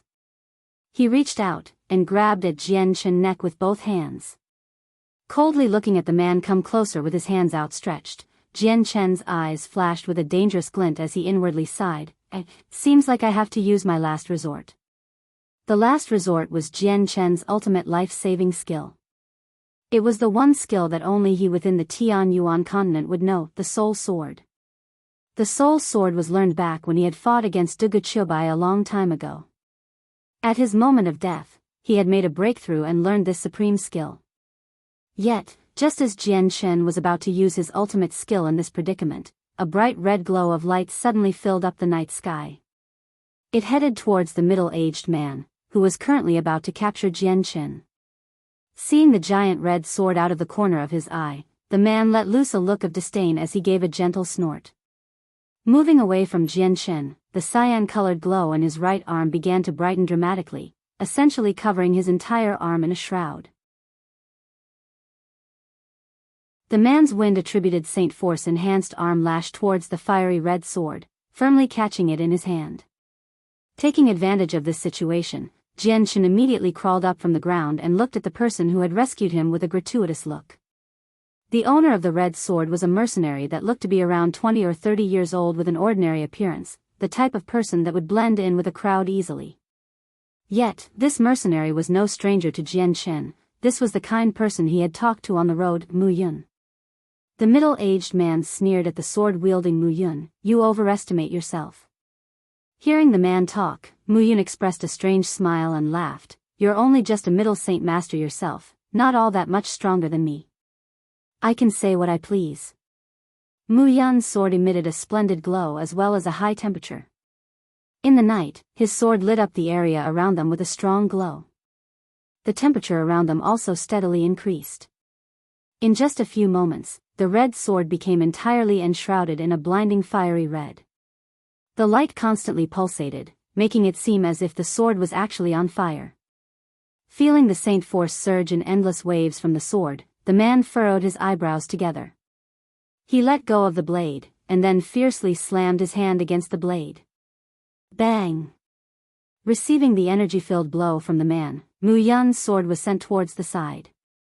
But with Mu Yun's battle experience, he took advantage of this sudden movement to whirl around. The sword traveled in a circular motion as Mu Yun immediately slashed at the man once more. Since you want to die, I'll grant you your wish. The man bellowed, his guan dao flashing with a cyan glow as he waved his weapon around. A gentle breeze accompanied his weapon as it flew towards the fire-red sword. Clang! Mu Yun's sword and the man's guan dao collided with each other, causing a loud metallic sound to ring out. The moment the two saint weapons separated, Mu Yun staggered 10 meters backwards. On the other hand, the middle-aged man stood as steady as empty tie, without any indication of moving. A single glance was enough to see who was the weaker one, and who was the stronger one. Standing on the side, Jian Chen knew that Mu Yun was still weaker than the other man by a large amount. However, Mu Yun was still stronger than himself, and by Jian Chen's estimates, Mu Yun's strength should put him between a middle great saint or a peak great saint. Despite this, he was still much weaker than the other man. Since the man specialized in speed thanks to his wind attribute, he was weaker in terms of attack strength than the fire-attributed Mu Yun. The fire attribute was the rarest attribute after the light and dark attributes, and it was publicly known as the strongest attribute in terms of strength. If the man relied on his wind-attributed Saint Force to fight, then he would be able to dominate the fire-attributed Mu Yun. And if the man were to show the special characteristics of his wind attribute and fight against Mu Yun, then Jian Chen was certain that Mu Yun would not be able to last long in a fight against him. But if he and Mu Yun were to join together and fight, then he was sure that they would be able to beat the middle-aged man. The unfortunate thing was that Jian Chen had taken in heavy damages already. The vital parts of his body had each taken a beating from the fight. In his current state, helping Mu Yun was out of the question. Just standing there was already an abnormally strenuous task. Attacking Mu Yun, the middle-aged man's eyes flashed with strong killing intent. He didn't give Mu Yun time to even readjust himself before gathering the wind around his guan dao, and rushing forward, leaving only an after-image where he had stood earlier. In an instant, he appeared in front of Mu Yun, and chopped at his head with extreme speed. When it came to Mu Yun, the other man didn't restrain himself. The moment Mu Yun appeared, the man had tried to kill him. After all, Mu Yun didn't have any special characteristics that piqued his interest. Mu Yun's face hardened. He shouted in anger as the sword in his hand suddenly grew even more red, emitting a boiling hot temperature. At the same time, a flame burst into existence and engulfed the sword within itself. With the fire sword, Mu Yun then brandished it towards the wind-wrapped Guandao. The moment Mu Yun waved his sword, it transformed into 3 giant snakes of fire. The first 2 flew out towards the Guandao, while the last one flew towards the enemy himself. Bang! The Guandao and the fire snakes collided with a huge crash. The 2 flaming snakes had been cut in half by the Guandao, causing sparks to fly out everywhere. If one were to look at it from far away, the sight looked like it was a flower that was getting ready to bloom. While the first 2 snakes had been stopped by the Guandao, the third snake had become like a fierce tiger, increasing in temperature as it traveled through the air towards the man. Just as the third fire snake was flying towards the middle-aged man, his right hand loosened its grip on the Guandao. The man gathered the wind saint force into his fist, and blew it out towards the fire snake. The fist made contact with the fire snake, causing a resonating crash. Dispersing into the air, the fire snake sent sparks flying throughout the night sky for a while before disappearing into the night.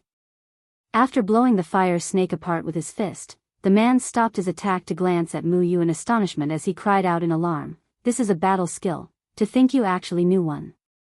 No one had discovered that the man's right fist had actually turned bright red, and had even swelled up in size. Hearing what the man said, Jian Shen looked at Mu Yun with an amazed look. Jian Shen wasn't very familiar with battle skills, but he knew that they were a cultivational treasure within the Tianyuan continent. It was possible to increase one's strength multiple times with them, and were not things that ordinary people would be able to get their hands on. Jian Shen hadn't thought that the ordinary-looking mercenary like Mu Yun would unexpectedly have such an expensive item. Since battle skills were so rare and expensive, even great saint masters couldn't possibly possess them. Battle skills had both high and low points.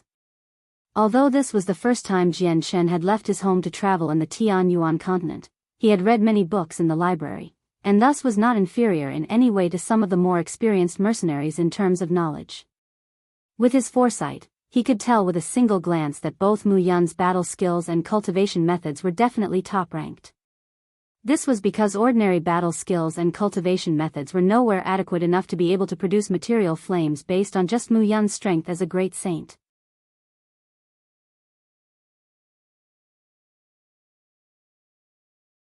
Chapter 78, Cruel Victory. Mu Yun smiled coldly and said, "You do know something after all." "That's right, this is indeed a battle skill." The man inhaled sharply as he looked at Mu Yun with a greedy expression. Battle skills were highly treasured on the Tianyuan continent, and aside from the clans that spanned across multiple generations and experts, no other ordinary cultivator would have won. Although some cultivators came across some battle skills by luck, such occurrences were very few in Tianyuan continent. If one didn't have a profound destiny and extreme fortune, then the chances of getting a battle skill were practically non-existent. Although the man was a middle saint master and was considered a strong expert in the boundless bandits, he still hadn't grasped a battle skill yet.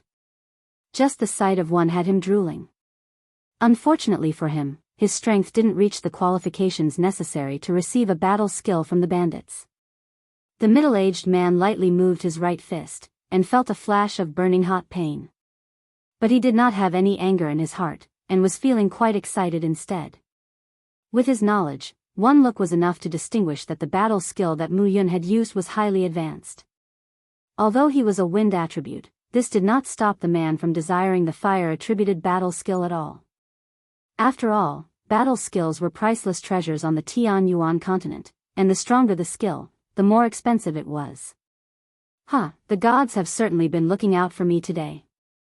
Youngsters, your techniques will become mine." The man laughed loudly with extreme excitement. To him, both Jian Chen's secret speed technique and Mu Yun's battle skill would be easily taken and learned. How arrogant! You look too highly upon yourself. Mu Yun sneered. Raising his hand, the red sword immediately ignited as the flames lit up the night. Slashing at the man, the hidden aura of the sword spread out in every direction. However, the amount was so small that its aura was virtually undetectable. But for someone like Jian Chen who had a powerful soul, this faint aura could clearly be detected. The moment he had realized the source of the aura, his eyes widened in surprise. Seeing the sword bring forth a blatantly powerful pressure, the man sneered, "Brat, although you have a special battle skill, your strength is still far too weak." The moment the fiery greatsword made contact with the man's clothes, he disappeared into an after-image, causing Mu Yun's sword to swish into empty air. The instant the man disappeared from sight, Mu Yun's face hardened in concentration. Suddenly, an ear-piercing whistle of a blade could be heard coming from the back. Mu Yun instantaneously changed his sword into 3 giant snakes and made it fly behind him. While in mid-air, the 3 snakes fused together, and turned into an even bigger fire serpent. Clang! The sound of metal hitting something resonated through the air as the fire serpent engulfed both Mu Yun and his opponent. The collision had caused the fire to spread out in every direction for a few dozen meters. When the red ripple of energy swept past Jian Chen, their extremely hot temperatures caused Jian Chen's clothes to blacken from the heat. If it were not for the fact that his clothes were already damp from his blood, then his clothes might have spontaneously ignited into flames. In the brilliant blaze, both Mu Yun and the middle-aged man staggered backwards, the both of them looked haggard from the trade-off. Mu Yun's originally tidy hair had become messy, while his face had become pale in color. Even his fiery greatsword had started to lose a bit of its luster. As for the middle-aged man, while he had been enveloped by his wind-attributed saint force, his clean clothes had already started to show signs of burn spots.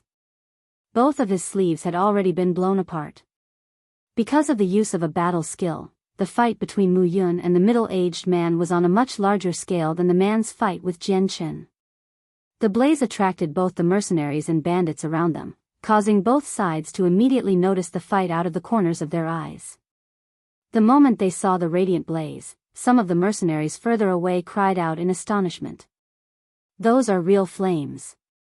Unless one is an Earth Saint Master, it's impossible to summon flames out of nowhere. Could it be, that's a battle skill? Battle skill? It's a battle skill. So someone here knew a battle skill. Whether it was a bandit or mercenary, when they saw that Mu Yun possessed a battle skill, they all cried out in amazement. None of them could believe what they were seeing. Battle skills were extremely rare and expensive on the Tianyuan continent. Common mercenaries would normally live their lives without even once witnessing a battle skill. After their shocks wore off, every mercenary's and bandit's eyes started to fill with greed. Battle skills were what cultivators in the Tianyuan continent desired most. Their thirst for these skills far surpassed their desires for cultivation methods. Battle skills allowed one to increase their strength many times more than usual, so many people often fought to the death for these skills. Having a battle skill meant gaining an additional source of protection. Seeing the greed in their eyes, Jian Chen couldn't help but to narrow his eyes. He knew just as much as anyone that people would become jealous of another person's strength. Mu Yun's battle skill had far surpassed what Jian Chen had thought, and now it had been revealed in front of all the mercenaries. Battle skills were treasured greatly, and would bring great trouble to those that had them. Even losing his life over this battle skill wasn't unlikely, since Mu Yun was still considered weak. Right now, not only did Jian Chen take comfort from Mu Yun, but he was also worried for his well-being. Although the two hadn't known each other for very long, and had only met due to chance, Jian Chen knew that Mu Yun had fought the middle-aged man and revealed his battle skill for the sake of rescuing him. Looking at Mu Yun fervently, the man laughed. What an amazing battle skill. You even managed to block an attack that contained all my power as a great saint.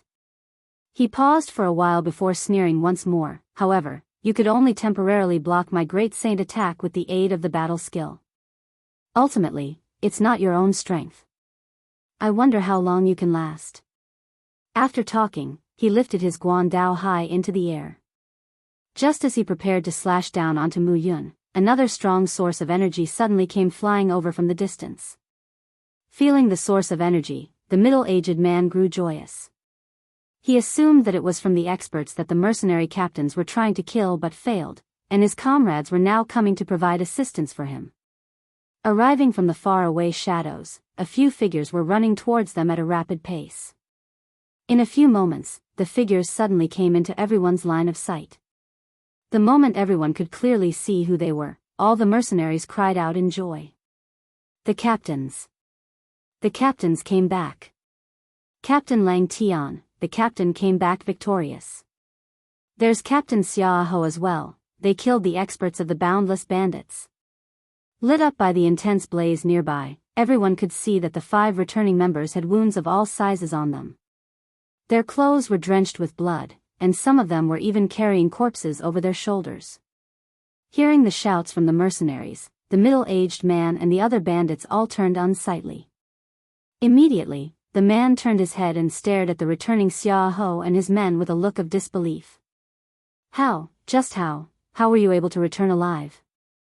The man asked in disbelief as he swallowed some saliva nervously as he tried to get the words out.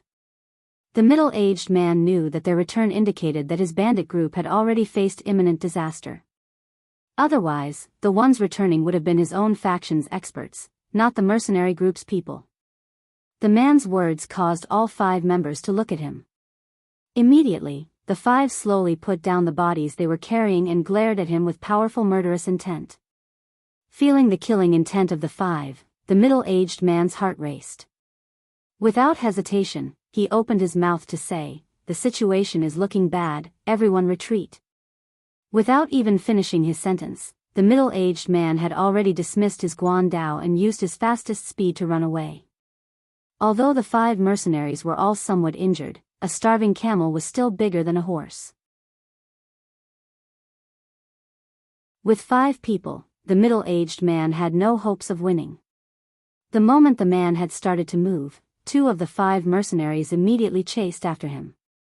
Hearing the man's earlier words, the bandits all started to give up the fight and scattered in all 4 directions. Kill! Don't leave a single one alive!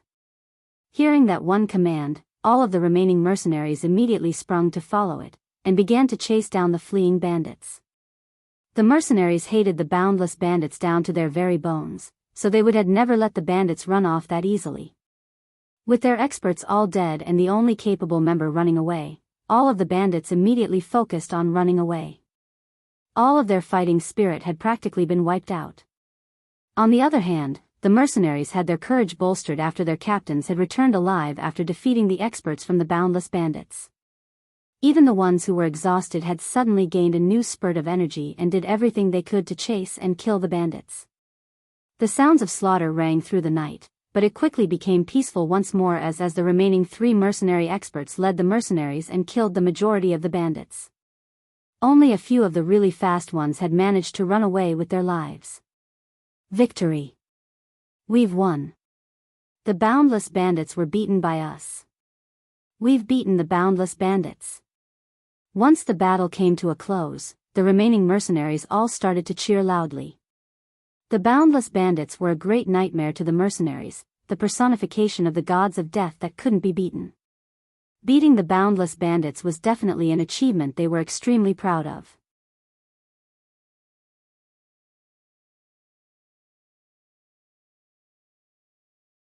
Chapter 79. Picking up the pieces at that moment, 2 shadowy figures came running back, only to stop in front of a group of mercenaries. These were the mercenaries that had chased after the middle-aged man. The 2 males looked to be around 30 or 40 years old. Both of their faces were covered with blood and their bodies were filled with wounds which dyed their clothes scarlet with blood. However, while their faces were pale from their fatigue, their eyes were still full of vigor. Seeing the 2 come back empty-handed, it was clear that the middle-aged man had escaped. That guy has a wind attribute, so he had an advantage over us in speed. Although our strength was better than his, in our current condition, we weren't able to chase him, so he escaped in the end. One of the 2 said, his voice was brimming with regret. Forget it, if he ran, he ran. I didn't think we'd run into the boundless bandits, no wonder they were so strong. If it weren't for our mysterious benefactor in the shadows, then I'm afraid we wouldn't have been able to come back. For him to save our lives, he is definitely a trusted person. An older person said as he stood next to the brilliant flames. Already his skin was starting to look a little tanned. Hearing the man talk, the other mercenaries who had returned after killing some bandits all were stunned. From their faces, all of them had some joy but some still had some lingering fear. Captain Lang Tian, are you okay? A mercenary went up to the man and asked with a worried tone. The newly named Lang Tian slowly looked down on the various wounds before shaking his head. I've some wounds, but nothing that'll kill me. He looked at the few mercenaries around him before sighing. With a sorrowful voice, he said, it's a shame, Yun Bai Mu, the captain of the Desert Shadows mercenaries was killed by the experts of the Boundless Bandits. Hearing the announcement, many of the mercenaries started to grieve, especially the mercenaries of the Desert Shadows. It was a heavy blow to their mood, however, for travelers of the Tian Yuan continent. Seeing someone die was an experience many of them were used to. After a small period of mourning, many of the mercenaries had already become peaceful once more. My comrades, although we managed to beat back the boundless bandits, this was only just a small group. If we were to come across a larger group or even their elites, then we will die on the road. So we cannot afford to stay here for long. Hurry up and dress your wounds and bury our dead brothers. We will have to leave immediately afterwards. Lang Tian announced. Each mercenary immediately got to work by helping each other bandage their wounds and applying herbal medicine. Those who were healthier and less injured went to help dig holes and transport the bodies. Everyone set themselves to do their tasks in silence. No one talked at all, and as each mercenary did their own thing, the atmosphere was incomparably heavy. Jian Shen looked around himself before inwardly sighing. They had ultimately won against the boundless bandits, but to him, this was a wretched victory. After the course of one battle, the three mercenary groups had dwindled down to less than 100 people that were for the most part injured. Their entire fighting capabilities had been reduced to a third of their original power, and from the original 10 experts that had led the charge, only 5 of them returned with heavy wounds. One of the mercenary captains was killed in battle, causing another sharp decline in their power. Jian Shen, are you all right? Are your wounds serious? A familiar voice called out behind Jian Shen. Hearing this, Jian Shen turned his head around to see Mu Yun. He didn't know when Mu Yun had got behind him, but he was there now. At the moment Mu Yun's condition wasn't all that good. His facial color was an abnormally pale one, and although he had looked fine while fighting against the middle-aged man, the battle skill placed a heavy burden on Mu Yun after using it to surpass his strength. Jian Shen softly shook his head. I'm fine. Pausing slightly, he looked at Mu Yun with a complicated look. Mu Yun, your battle skill was revealed to every mercenary here. On the road, you'll have to be even more careful now, and when you reach a safe spot, get away from the group as far as possible. Otherwise, I'm afraid they'll try to do something. Mu Yun looked around at the busy mercenaries. Jian Shen, I thank you for your concerns. I'll be careful from now on. Although he had said that, Mu Yun's expression did not look at all concerned at the people around him. When it came to mercenaries, Mu Yun did not see them as a challenge at all. Taking note of Mu Yun's unconcerned stare, Jian Shen was slightly amazed. Despite the strength Mu Yun had shown during his fight, Jian Shen didn't think would be able to protect himself within the group. Mu Yun took out a white jade bottle from his space ring and held it towards Jian Shen. This is a top-notch healing medication. Drink it and heal yourself up. Thanks. Jian Shen didn't decline his offer and took the bottle from him. Don't worry about it, I'm going to treat my own wounds first and then go help the others. Mu Yun waved before walking away from Jian Shen. 2 hours later, everything was in order as all the dead mercenaries were buried while ignoring the corpses of the boundless bandits. The mercenaries hated the boundless bandits even after they died, and so they wouldn't bother to pay their respects by burying their bodies. During those 2 hours, Jian Shen had casually treated his wounds and already swapped out the bloody clothes from his fight with the middle-aged man with a new set. Before they had set out on the trip, Jian Shen had prepared a few dozen sets of clothes, so he wasn't worried about running out. "Let's go." After everyone was ready, someone called out for them all to start moving. Everyone was prepared to move into the night without stopping for rest or sleep. Ever since the ambush by the boundless bandits, the caravans no longer wished to stay around any longer. Even taking a break would not do. After the ambush from the boundless bandits, the caravan's strength had been greatly diminished, leaving them with very little manpower.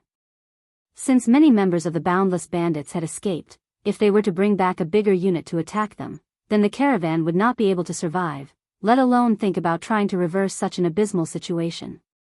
Jian Chen painstakingly climbed onto his own horse, and began to blindly follow the caravans in the dark.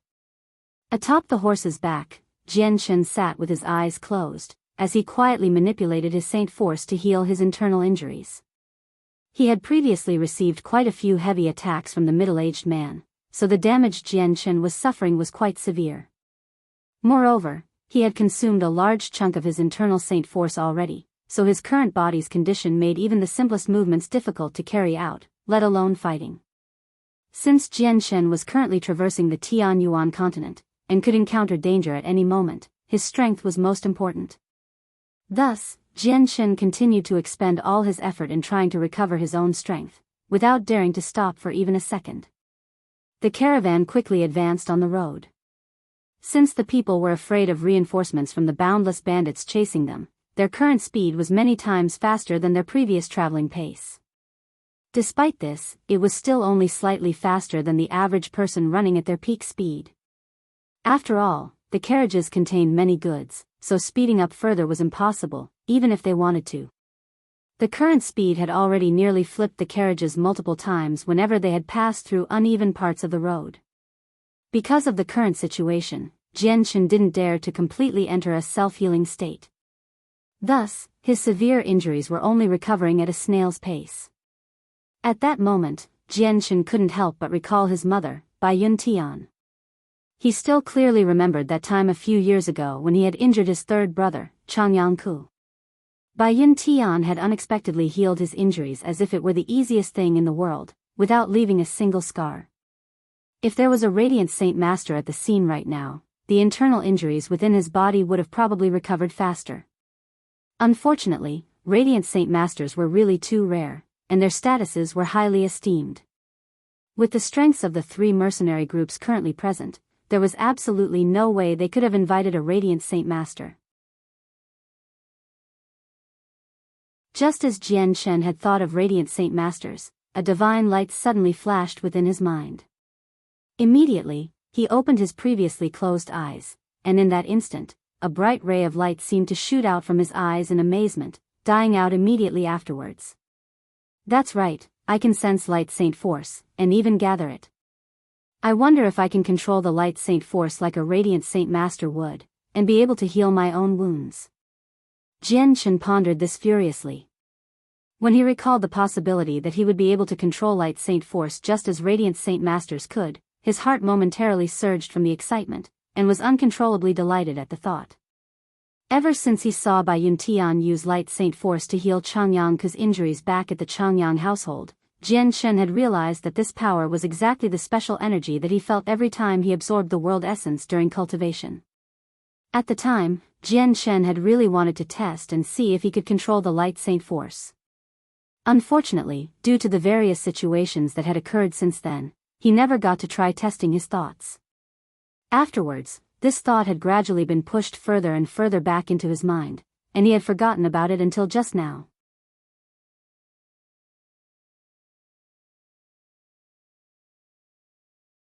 Chapter 80, Blue Wind Kingdom. Jian Chen took a deep breath and slowly tried to control the emotions in his heart.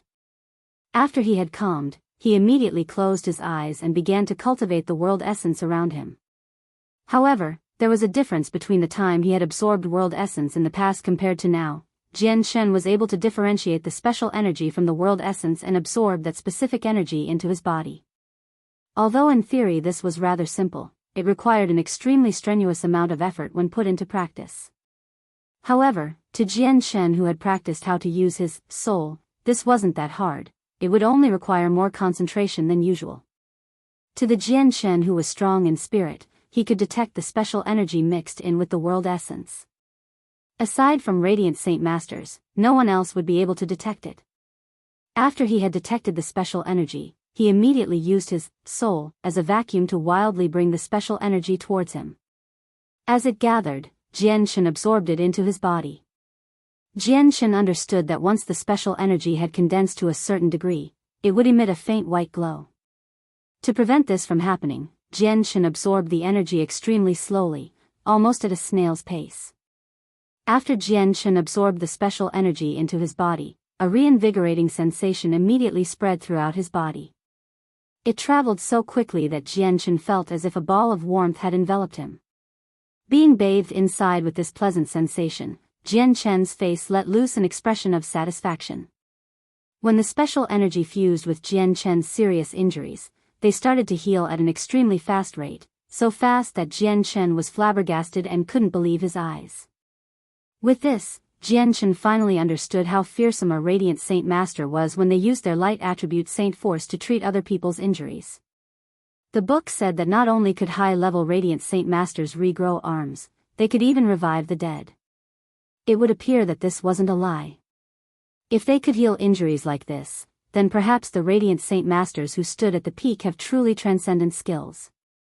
Before, Jian Shen had doubted that Radiant Saint Masters could regrow an arm and revive the dead, but after seeing the effectiveness of the energy they used, Jian Shen firmly believed that this was the truth.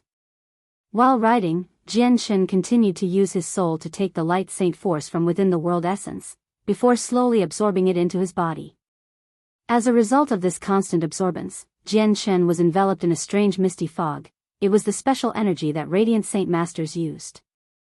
Although there were countless mercenaries nearby, some of them being great saint masters, none of them had noticed Jian Shen's strange appearance. This light saint force was a special type of energy that, aside from Radiant Saint Masters, no other cultivators would ever be able to perceive. Even if there was an expert at the peak of the Heaven Saint Master level, they wouldn't be able to perceive it. Because of this, Radiant Saint Masters were exceedingly rare within the Tianyuan continent, since every single Radiant Saint Master had to be born with this innate ability. From birth, their spirits had made special contracts with the Light Saint Force. Thus, Radiant Saint Masters were able to perceive its existence. And as their souls grew, they would gradually be able to control the energy. When the concentration of the Light Saint Force grew to a certain degree, it would become milky white in color. At this point, a cultivator would be able to see the existence of it with their eyes. However, they would not be able to see the Light Saint Force like they would see the world essence. The Light Saint Force would only be seen as a blank space. The night went by quickly for the caravan and its mercenaries. For the entire night, no one slept at all. If they were not trying to clean their wounds, they were trying to heighten their concentration to detect movements in their environment. No one wanted to be ambushed by the boundless bandits once again. Under the tense environment of the mercenaries, the night quickly passed and became day. However, the mood did not lighten at all. Although they had long since departed from their previous resting spot, they weren't safe yet. In this area, many different bandit groups could still attack them. If the mercenaries were in their prime conditions, then they would not fear any bandit group. However, after the boundless bandits, they were all heavily injured, and had lost many of their numbers. With their current strength, if they were to come across another bandit group, then they would only be able to put up a bitter struggle. Although they knew that abandoning some of their goods would help them stay alive, the things that they were delivering were quite precious. Unless it was a last resort, neither the mercenaries nor the merchants were willing to make such a decision. As the bright, red sun rose overhead, Jian Shen, who had sat without moving for the entire night, finally opened his eyes. Jian Shen could feel a very pleasant and joyous sensation within as he stretched his limbs. After a single night of therapy, Jian Shen's body, which would have normally taken 5 or 6 days to heal from the grievous wounds, had been completely restored. Even his nearly used-up Saint Force had reached a level of saturation that put Jian Shen back at the peak of his strength. Not only that, but Jian Shen could clearly tell that his Saint Force was even bigger than before. I didn't think that I would be able to control Light Saint Force like a Radiant Saint Master could. Jian Shen cheered internally. He was quite ecstatic to discover this, as it was a pleasant surprise to him. Equipped with this special power, his life would gain an additional source of protection. No matter how serious of an injury he would get in the future, he would be able to quickly heal it at any given place or time. While being happy at this discovery, Jian Shen was also greatly shocked at how effective the light saint force was at healing. If he were to use herbal medicines, then it would have taken him 4 or 5 days to completely heal from his wounds. But using the light saint force, he had been completely healed in a single night. In addition, Jian Shen had been absorbing the light saint force slowly. He didn't want to speed up his absorption rate just in case it was revealed that he could do such a thing. However, Jian Shen knew that he could only use the light saint force as a last resort. It was better to keep it a secret. He had considered this issue very thoroughly. There was a possibility that his ability to control light saint force would raise unexpected issues during a critical moment. Although radiant saint masters were highly revered in Tianyuan continent, this empty glory meant nothing compared to what he wanted for his life. Meanwhile, the road was relatively peaceful for the caravan. There was nothing aside from the occasional weak magical beast. They didn't come across any bandits or stronger magical beasts. With the increased traveling speed, they traveled what would have taken 10 days in 6, and after the 3rd day, the caravan had finally passed the dangerous roads into a peaceful one. They were finally at the border fort of the Blue Wind Kingdom. Seeing the huge faraway walls, every single mercenary let loose a smile, as if a huge burden was lifted off their backs. Although they still had a ways to go, the usually unruly road seemed relatively peaceful. There were few cities that were scattered about Blue Wind Kingdom's vicinity. The caravan would be able to hire some new mercenaries at each of these cities to replenish their battle strength. We've reached the Blue Wind Kingdom. We've finally reached the Blue Wind Kingdom. We're safe now. We don't need to worry about the boundless bandits chasing us. Many of the mercenaries started to cheer out loud with joyous expressions. Even Jian Shen couldn't help but smile faintly. At this moment, his heart felt lighter. After all, he was still quite weak, so if he were to leave the mercenaries and get attacked by bandits, then even he would be in dire straits. Although the massive wall could be seen in the distance, there was still 5,000 meters of road. On the way, many people and caravans could be seen traveling about. The caravan finally arrived at the gates to the border fort. However, a guard soldier blocked their path. "Halt, where did you all come from?" he asked as his eyes swept over to look at the head merchant representative. This type of event was already prepared by the merchants, who immediately had one of the mercenaries negotiate with him. At the same time, the mercenary flashed a few glittering, golden things, and carefully placed them into the guard's outstretched palm. The guard inspected the items in his hand closely before smiling widely at him. With a wave of his hand, he said, "You may enter." Afterwards, the caravan finally passed through the giant gates of the border fort and entered the Blue Wind Kingdom. After passing through the border fort, Jian Shen immediately calmed down quite a bit. At the very least, he had escaped from the powerful grasp of the Huayan sect. Although they held a formidable amount of power within the Jessan Kingdom, Jian Shen was convinced that their powers did not stretch over to the lands of the Blue Wind Kingdom. Not too long after passing through the border fort, they came across a decently sized city. The merchants stopped to rest, and the mercenaries disbanded in order to rest. 2 of them remained to guard the goods. The marketplace had allocated a place for goods to be parked, so the merchants all dropped off their items there. Since they had a few strong experts to ensure the goods were protected, the mercenaries had no need to worry about the possibility of the goods here being stolen by bandits. In actuality, no mercenary would dare rob from this place, otherwise, they would be unable to exit through any of the city gates, and would be surrounded by the city guards.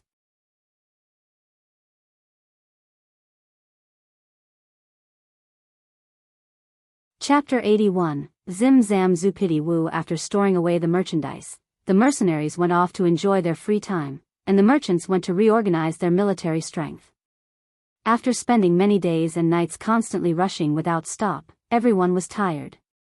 So the moment they were disbanded, they immediately headed towards the nearest inn and started to sleep. Those who were injured headed off to a place to heal their injuries. Jian Shen tied his horse to the stable area and looked around. only to see a single person wearing regular clothes standing around.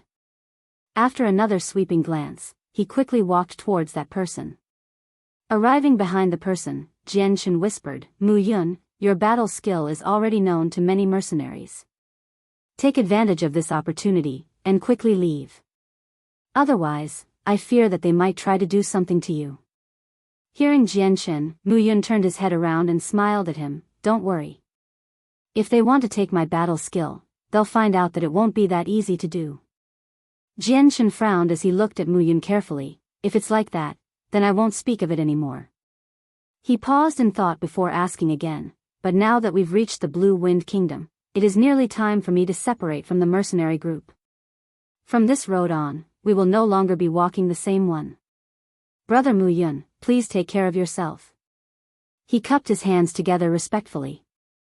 Although Mu Yun and him had only just met, they were on good terms with each other.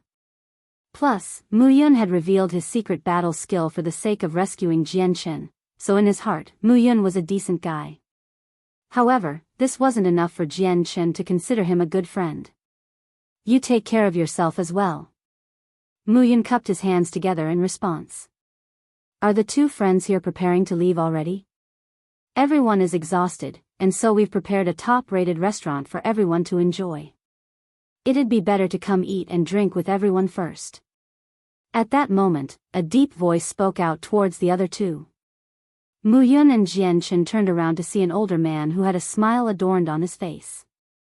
Seeing the man, Jianghu was a little stunned, but he quickly regained his composure.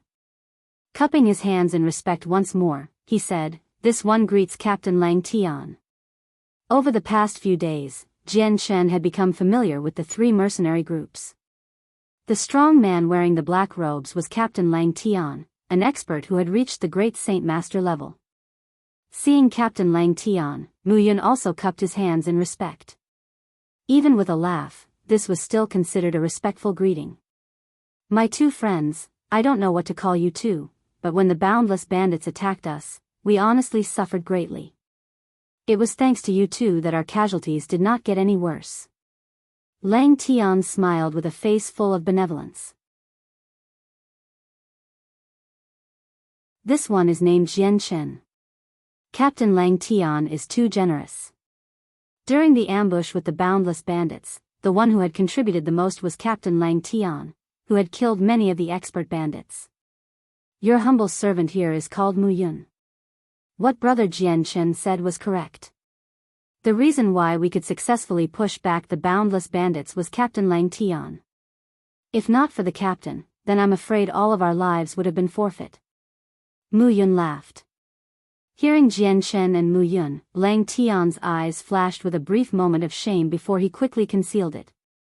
"My friends Jianghu and Mu Yun are too polite. Whatever the end result of the ambush was, I still have to thank you as the captain of my mercenary group. For the past few days, everyone had been so worried about the boundless bandits overtaking us, so we've been spending day and night traveling as much as possible and sacrificing sleep. We've really placed a burden on the two of you. I've already prepared a great feast. It would be great if we were to all eat together with joyous smiles. Afterwards, we can all rest well for a few days and heal from our wounds." "All right then, after eating rations for the past few days I've almost forgotten what meat tastes like. I was just about to prepare myself to gorge on a great meal, but since Captain Lang Tian has already prepared a feast, I can save my meal money."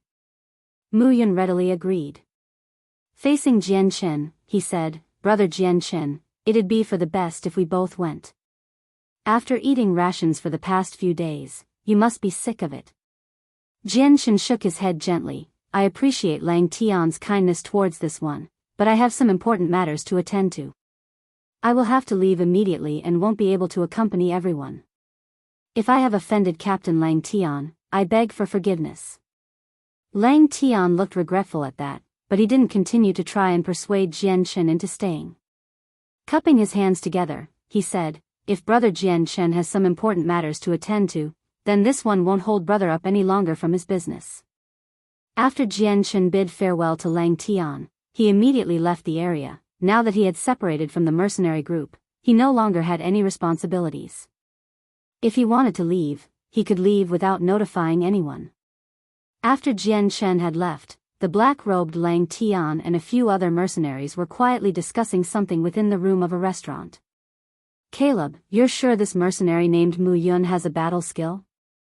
said a white-robed elderly man right next to Lang Tian. He had a head of long black hair that trailed behind his head. His face was bronze in color and had many fierce-looking wounds on it. Since there was still blood on some of his wounds, one could tell which wounds were new and which were old. "Yes, Captain Bai Fei Yun." When the mercenary called Mu Yun used his battle skill, many people around had seen it, so this information is definitely not false. Caleb replied. "That's correct, Captain Bai Fei Yun, Captain Lang Tian. Everyone that survived the ambush can testify this. What Mu Yun used was definitely a battle skill, and it was actually a highly advanced one as well." Another mercenary said. Originally this was an important matter that the mercenaries should have reported earlier. Unfortunately, when they were ambushed by the boundless bandits, the battle skill was the last thing on their minds, since their lives were more important. Even if they were to learn the battle skill, if they weren't alive to enjoy it, it would be completely pointless in the end. Moreover, the current situation was different. Since they had entered Blue Wind Kingdom, they were temporarily safe.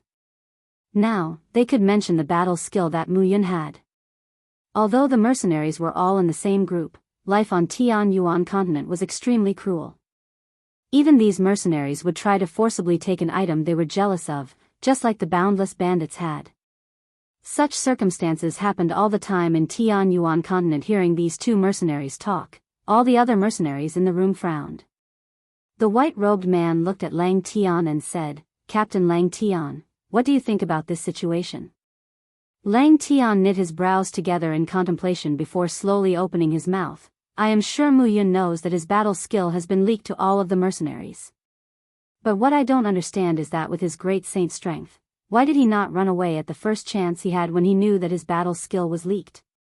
Could it be that he believes we won't make a move against him? Taking a step back, even if he trusts us, could it be that he isn't worried about us trying to force the battle skill out from him? This would bring him an endless amount of trouble, possibly to the point of losing his life."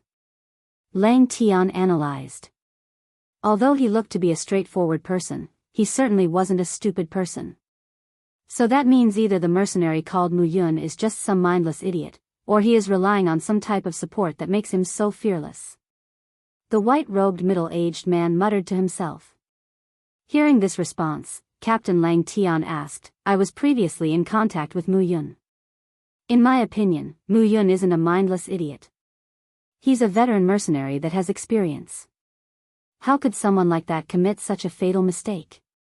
Does anyone know where that Mu Yun came from?" The white-robed middle-aged man continued. "That Mu Yun joined us midway, and is of the same occupation as us. I don't know the exact details though. After all, almost all solo mercenary planning on a long journey will join a caravan, and guarantee that the trip will go smoothly. We can't really question people like that." A middle-aged man responded.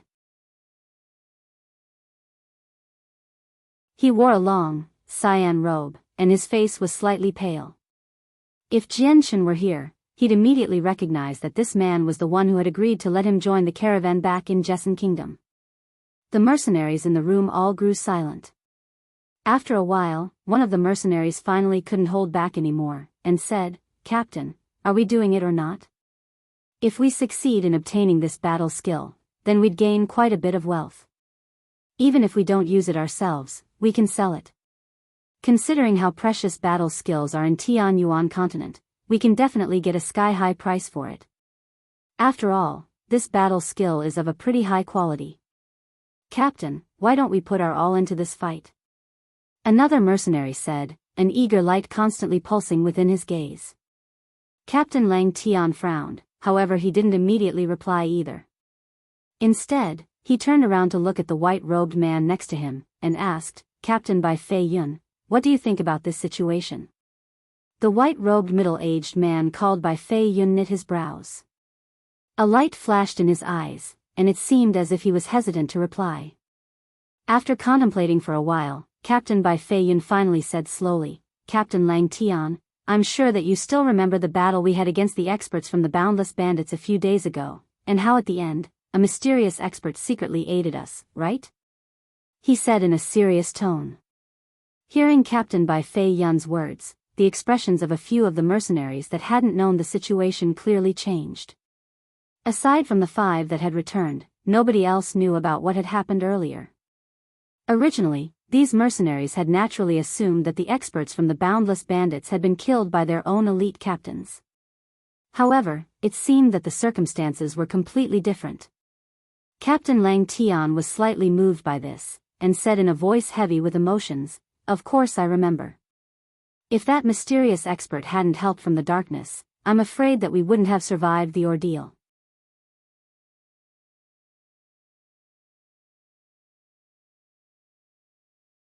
Chapter 82, Accident at the Restaurant. Hearing what Lang Tian said, the mercenaries in the room all looked each other in the eyes with stunned expressions.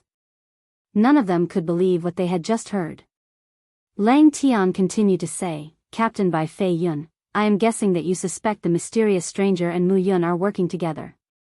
Bai Feiyun nodded. If it were not for the fact that Mu Yun had leaked his battle skill at the same time the mysterious stranger showed up, I would not have linked them together. "There's logic in your words," Lang Tian said. "If Mu Yun is really working with the mysterious stranger, then we definitely cannot make a move on him. Otherwise, we would be in grave danger if we were to run into the mysterious stranger. That mysterious stranger would definitely be able to wipe us out with ease." Bai Feiyun said. "Send the order that Mu Yun is not to be touched, and that everyone must pretend that they saw nothing." After he bid farewell to Mu Yun, Jianghu took a stroll in Black Wind City.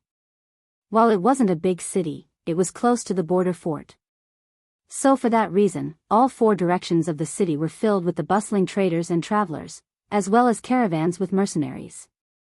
After arriving not too far away from the mercenary union, Jianghu walked into a nearby restaurant since it had been a long time since he had last eaten meat. He had been rushing for so many days that the taste was almost forgotten to him. After eating and drinking to his heart's content, Jianghu was led to his room by a waiter. Sitting on the bed, Jianghu took out some Class 1 monster cores in order to cultivate. Right now, Jianghu didn't want to waste any time and cultivate slowly. He wanted to use every single monster core to help him cultivate, to help him grow so strong, that even the Huayun sect would be afraid of him. Then he would be able to return to his family with pride. Although he could secretly sneak back without the Huayun sect noticing, Jianghu was too prideful for that, so he wouldn't do such a thing. The energy within the monster cores was rapidly being drained away at a frightening speed and being absorbed into every single pore of his body. However, Jianghu could only absorb the 1% of the massive amount of energy, while the other 99% was absorbed into his dantian. The 2 glows inside his dantian were like bottomless pits that absorbed all of the energy without a single change. When it came to his dantian, Jianghu couldn't do much since it wasn't under his control. Although the 2 glows within his dantian were taking up all of the energy, what made Jianghu happy was that his absorption speed was much faster than before. Even his cultivation rate was slightly faster, which comforted Jianghu just a bit. During the next morning, the rays of the sun shined down onto the ground as Jianghu woke from his cultivational slumber. The Class 1 monster core he was holding in his hand was completely devoid of energy. He couldn't help but to laugh bitterly. "This consumption rate is too much. I've used up 50 Class 1 monster core in a single night. Even if I still have a few monster cores left within the space ring, I'll be all out in 10 days at this rate." Jianghu got off of his bed and moved his feet about. Afterwards, he walked up to the window and looked out at the constant stream of people walking about the main street. He murmured to himself, "Cultivation definitely cannot be stopped. But if I don't have any monster cores and just rely on absorbing the world essence, the cultivation speed will only be 10% of the normal speed, an undesirable result.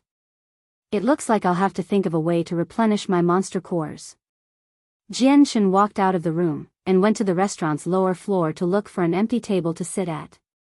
"Customer, what would you like to order?" A cordial waiter welcomed Jianghu with a smile as Jianghu sat down in his seat. "A plate of stir-fried flour tiger meat, as well as any 2 side dishes. I also want a bowl of white rice. Jian Chen casually ordered a few dishes. All right. Customer, please wait for a bit. Sitting at the table in boredom, Jian Chen casually looked around the restaurant. It wasn't that large, and within Black Wind City, it could only be qualified as middle-sized. However, it was currently breakfast time, and quite a few merchants and mercenaries had gathered within the restaurant to eat. The majority of the 30 to 40 tables had been filled, only 5 remained open. The restaurant was extremely noisy, as quite a few mercenaries were speaking loudly to each other, without any consideration for those around them. Customer, your food has arrived. Without giving much time for Jian Chen to wait, the waiter quickly brought over the dishes that Jian Chen had ordered, and carefully placed them on his table. While Jian Chen ate breakfast, he also listened in on the idle gossip from the surrounding mercenaries. Although the restaurant was extremely chaotic, the mercenaries gathered here had all traveled extensively, and quite a bit of interesting and up-to-date matters could be learned from their words. At this moment, a few mercenaries walked into the restaurant. There was a total of 5 men, 3 of them looked like 20 to 30-year-old youths, while the other 2 looked like 40-year-old middle-aged men. They wore the same cyan-colored robes, and identical silver-colored emblems in front of their chests. All of them were from the same mercenary group, and judging by their emblems, the group wasn't of a low level either. 5 people entered the restaurant together. They all looked around for seats, however it was currently the peak hours, and all of the restaurant's tables were already filled. There were no available spaces left. Such bad luck, to think that there are no more seats. A slim, frail youth wearing a cyan-colored robe cursed. A youth stood on one side, his gaze sweeping across the restaurant. It finally stopped on the table that Jian Chen was currently occupying by himself, and he laughed. Gan Ho, who said there aren't any more spots? Look, isn't that a free table right there? Even though it'll be a bit crowded if we all cram into a single table, it's not impossible. Aside from Jian Chen, there were still quite a few people occupying tables alone. However, that group of people could tell the others were not people they could pick fights with. Only Jian Chen appeared to be completely powerless. Thus, the youth's attention naturally locked onto Jian Chen.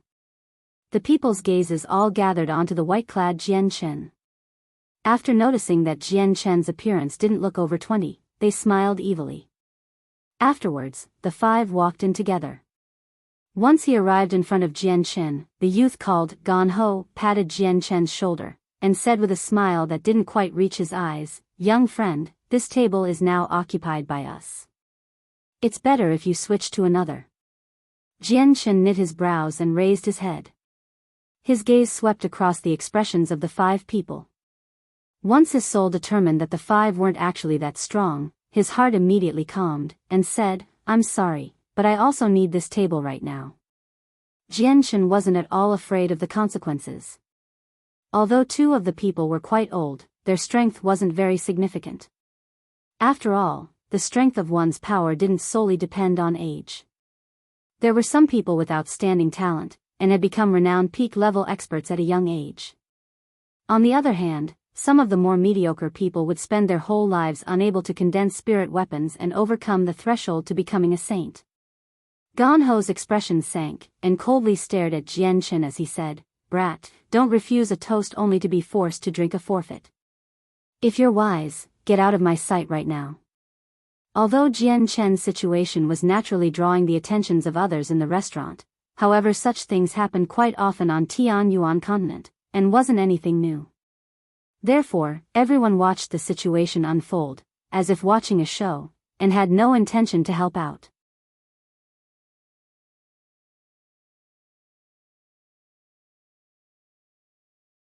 Chapter 83, Desert Mercenary Group. Upon hearing Gan Ho's words, Jian Chen's originally nonchalant face turned into one full of killing intent. Although Jian Chen was currently rather weak, that did not mean he was easily intimidated.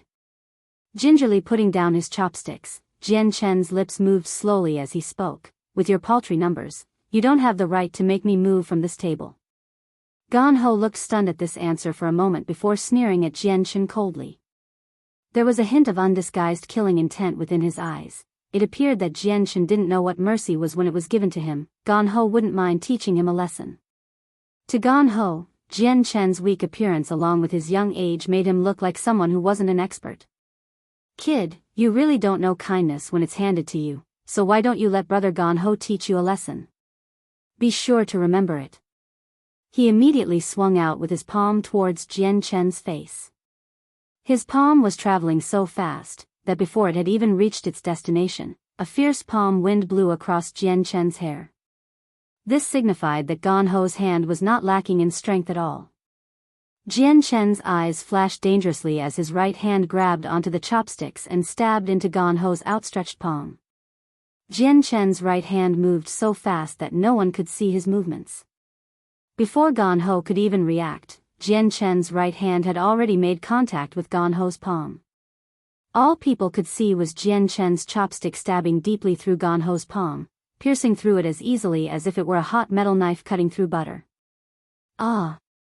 The intense pain from his palm caused Gan Ho to cry miserably as he held his injured hand. His screams echoed throughout the restaurant, causing everyone to hear him clearly. Immediately afterwards, the restaurant was filled with gasps of shock. What happened was very different from what they were expecting, causing everyone to look at Jiangchen in surprise. However, those who were slightly more discerning saw Jiangchen use a single chopstick to stab through Gan Ho's hand. Their faces became heavy and hardened. The following looks towards Jiangchen also slightly changed. Quite a number of them carried deep shock. To use a flimsy wooden chopstick to stab someone's hand, just how strong did someone have to be to do that? At the very least, no one in the restaurant would be able to perform such a feat immediately after stabbing Gan Ho. Jiangchen's right leg lashed out and connected with Gan Ho's chest. The kick had sent Gan Ho's weak body flying back 3 meters before he crashed into a table and pitifully fell to the ground. The mercenaries who had been sitting at that table quickly left the area to avoid getting involved. Although Jiangchen did not seem old, the strength he demonstrated, as well as the vicious way he had dealt with things, intimidated many people in the restaurant. After this display, the few mercenaries who were eating at that table naturally didn't dare to offend Jiangchen over such a small matter. Seeing Gan Ho's end, the 4 other mercenaries that came with Gan Ho immediately looked on with disbelief. Although their expressions recovered afterwards, they looked at Jiangchen with eyes full of cold murderous intent. To think you're picking a fight with the desert mercenaries, you must be tired of living. One of the youths shouted angrily. A giant sword appeared in his hand, and he immediately shot towards Jiangchen. Jiangchen gave a hidden smile then snorted quietly. In an instant, the silver-white sword with the words, "Light Wind," engraved on it appeared in his own hands. The Light Wind sword was Jiangchen's sword in his previous life. During his time as a wanderer, his sword had gained a fearsome reputation that every martial artist knew of. And within this new world, he was still using an identical Light Wind sword. Jia Chen's feelings towards his sword were very deep. The moment the Light Wind sword appeared in Jiangchen's hands, it immediately transformed into a streak of silver lightning under Jiangchen's control, and flew at the other man at an inconceivable speed. Before the youth's sword could even get halfway towards Jiangchen's sword, it had already stabbed towards the youth's throat with a demon-like speed. The point of the sword halted right at the moment of contact on the outermost layer of thin skin at the throat, causing some blood to slowly drip down his throat for everyone to see clearly. Feeling a tinge of pain from his throat, the youth's expression became deathly pale in an instant, completely drained of blood. Sweat began to gather, covering his whole forehead in the blink of eye. He made a great effort to keep the great sword in his hand frozen in midair. His body was locked into a firm posture, as he didn't dare to move even a single inch. The youth's appearance looked as if a mysterious force was keeping him locked in place. Seeing how nobody knew when the silver sword had appeared at the youth's throat, the clamor around them had descended into a strange silence. Everyone's eyes went wide as they looked at Jiangchen wield his Light Wind sword. No one could believe what had just happened. In regards to how the sword arrived at the youth's throat, only 2 or 3 people in the restaurant had caught a glimpse of the sword traveling through the air. Most of the people there weren't even able to see the flash of silver, and only saw the point of the blade appear before the youth's throat. It was as if time had stood still as everyone held their breaths. After a while, the sounds of everyone inhaling cold breaths could be heard breaking the silence of the restaurant.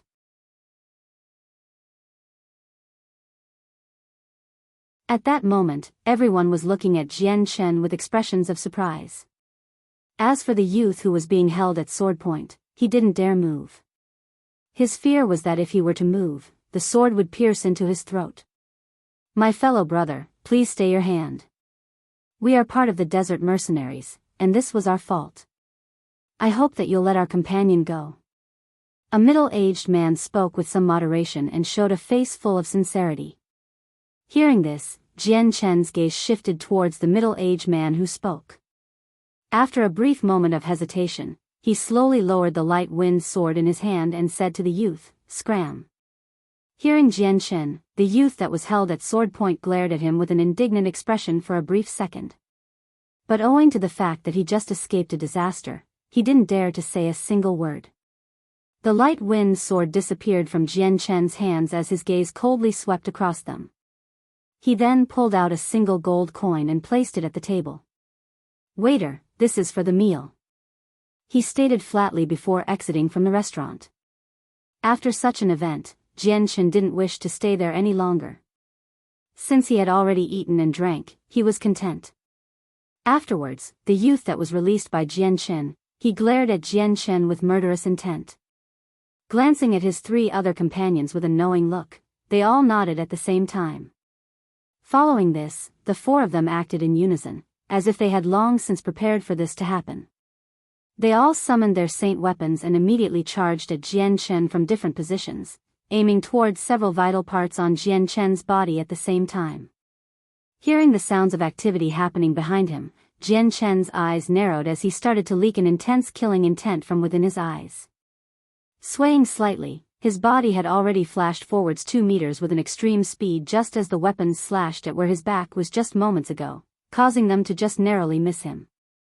Using sheer skill, he had managed to escape the encirclement. At that moment, Jian Chen's light wind sword materialized in his right hand once more as Jian Chen immediately turned around to face the 4 men. With just a single step he closed the gap between himself and the 4 people. His right arm abruptly shook, and his light wind sword stabbed at the closest middle-aged man with an insane speed.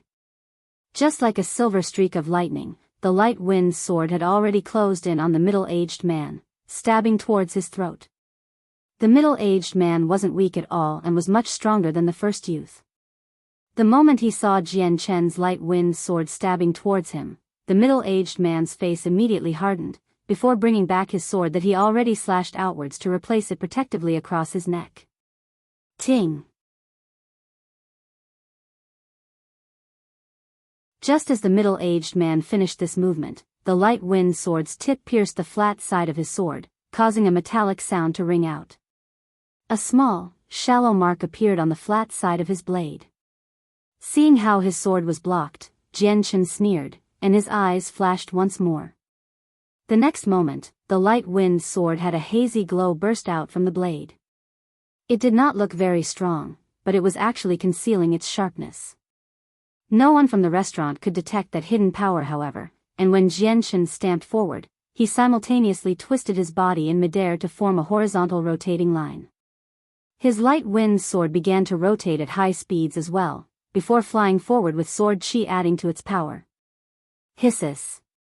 An unpleasant sound echoed throughout the restaurant as the light wind sword began to rotate at a lightning-quick speed. That violently strong penetrating power bore a 2-finger-wide hole through the man's sword like a hot knife through butter, leaving behind a deep cavity through the sword. Entering through the cavity and under the disbelieving gaze of the middle-aged man, Jian Chen's sword pierced deeply into his throat. Jian Chen landed gracefully on his toes as he pulled out his sword from the throat of the middle-aged man. Without stopping, he moved towards the other 3 before they could react, and with another silver flash of his sword, he stabbed at the youth who had originally attacked him. AI. Against the extremely fast movements of Jian Chen's sword, the first youth was far too weak to do anything to resist. Before he could even react, the light wind sword had already pierced through his neck, spilling blood everywhere. Before anyone could even take a breath, Jian Chen had already killed 2 people with extreme haste. This type of speed was absolutely unimaginable to everyone watching. Even after killing 2 people, Jian Chen showed no change in emotions. Instead, he stared at the remaining 2 people and his sword abruptly shook again. But as he was about to set forward to kill the 2, unimaginably, they immediately recalled their saint weapons. They began to kowtow onto the ground while crying out loudly, "Spare our lives, oh, great swordsman! Spare our lives! We beg of you to spare us, we will never bear our weapons towards you ever again."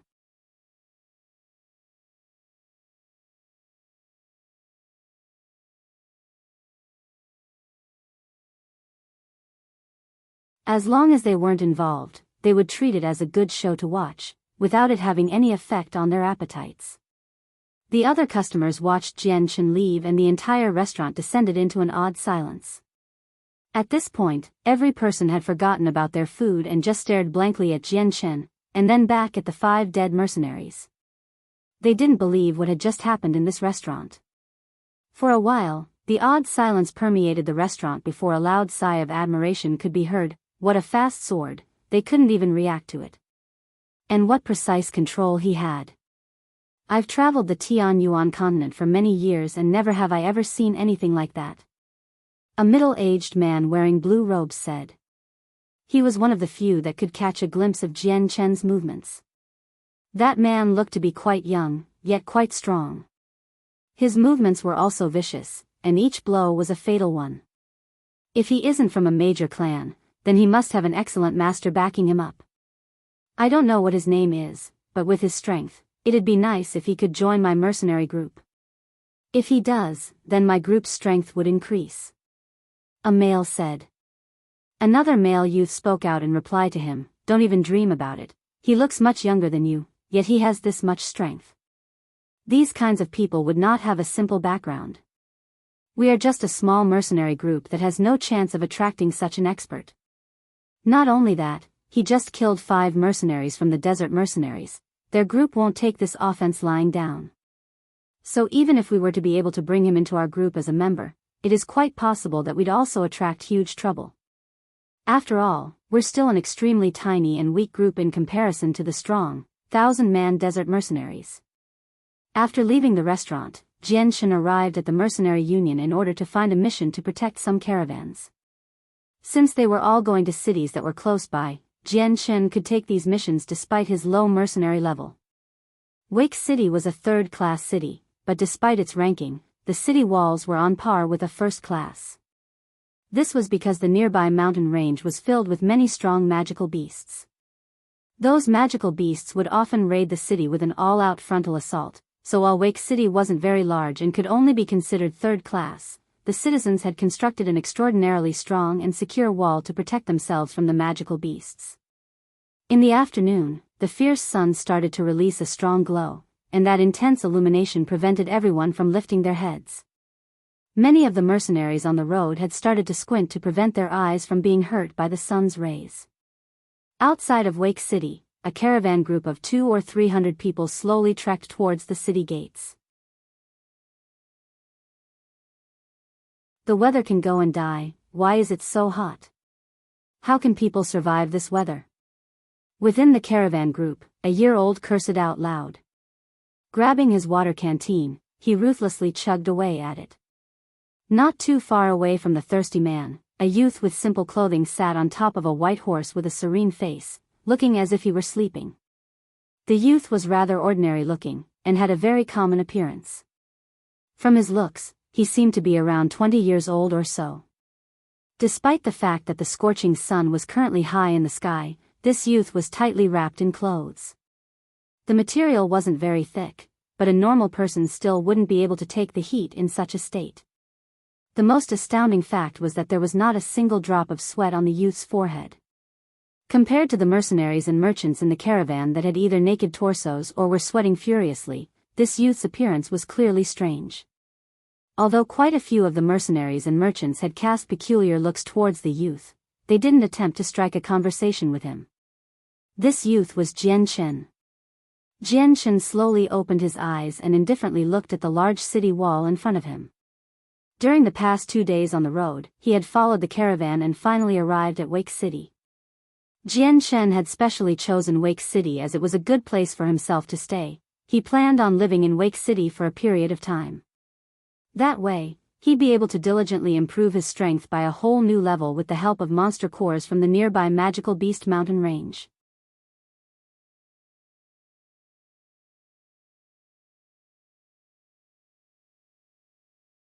Chapter 85. Going alone into the Magical Beast mountain range. After successfully escorting the caravan to Wake City, Jian Shen left the caravan and headed straight towards the Mercenary Union to register the completed assignment. With this, he was able to earn a bit of reputation and a small amount of money. Because Wake City was so close to the Magical Beast mountain range, the number of mercenaries that stopped to rest here were much greater than any other city. The majority of the mercenaries had their eyes set on the favorable living conditions here, and tended to stay around for a long-term period. It was extremely convenient to enter the Magical Beast mountain range and hunt magical beasts in exchange for money. Although the dangerous factor of hunting magical beasts was much greater than escorting caravans, it was also an extremely profitable task.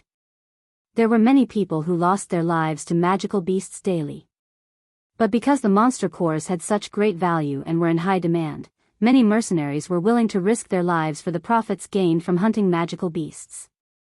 After all, monster cores were simply too precious in Tian Yuan continent. Since almost everyone needed them, the amount they required was quite large. After gaining monster cores, they could directly absorb the energies within them to quicken their cultivation rate. In addition, even if one didn't personally use them, one could easily exchange the cores for a considerable amount of money. The Mercenary Union was extremely noisy due to there being many mercenaries inside. A union as large as this was filled with hundreds of people. The majority of the men had naked torsos, and their robust builds could clearly be seen from their bare muscles. It seemed as if they displayed their bodies to demonstrate how powerful they were. Under such blistering hot temperatures as well as the poor ventilation system within the union, the sour odor of sweat pervaded the air and assaulted the nose. It made Jian Shen, who very rarely experienced this type of odor, knit his brow, and use a hand to lightly pinch his own nose. After leaving the Mercenary Union, Jian Shen went around the city to replenish his supplies. He bought a map of the Magical Beast mountain range, and then headed straight out of Wake City. Under the scorching sun, he advanced forward alone to the Magical Beast mountain range. The Magical Beast mountain range was only about 30 kilometers away from Wake City. After rushing towards the mountains on horseback, Jian Shen finally arrived at the edge of the Magical Beast mountain range 2 hours later. A stretch of forest bordered the edges of the Magical Beast mountain range, and deep inside the forest was a large mountain range. Within the mountain range were numerous magical beasts. The environment inside was vile as well, and according to the description of the Magical Beast mountain range from the map, there were countless poisonous vipers and insects within the forest. Not only that, swamps could also be found all over, and if a person were not careful, they could sink into one. Without the help of a companion, it would be extremely difficult to escape with their life. The proverbs once said that fortune and danger live together. So while the mountain range of magical beasts had many dangers, at the same time, there was also treasure to be found. The magical beasts frequently fought each other, so upon their deaths, their monster cores would be preserved.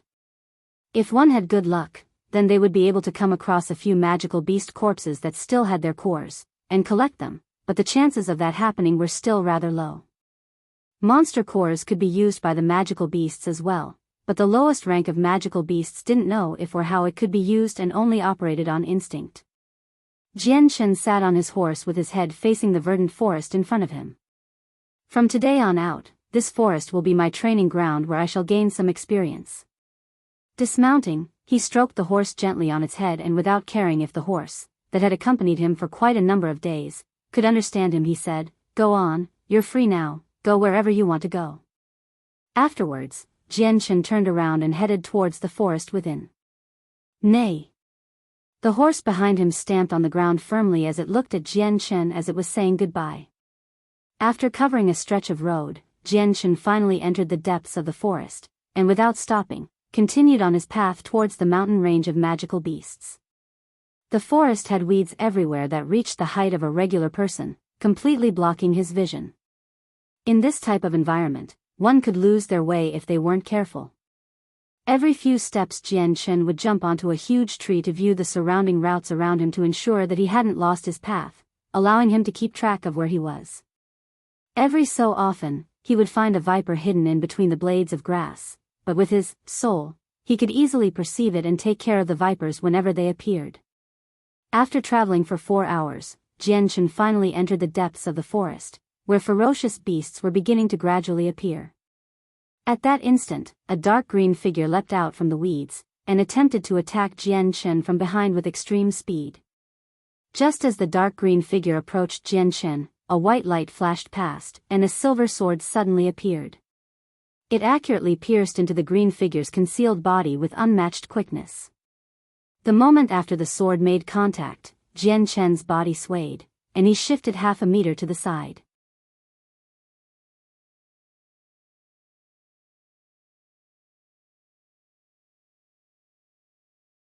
The hardness of it had surpassed his expectations. Jian Chen reckoned that even a superior type steel could not compare to this scorpion's stinger. Moreover, the power that it contained was immense. After a single collision with it just now, Jian Chen's arm had already begun to feel numb. The scorpion in front of me should be a Class 2 magical beast. Jian Chen muttered to himself as he fixed his bright eyes on the scorpion.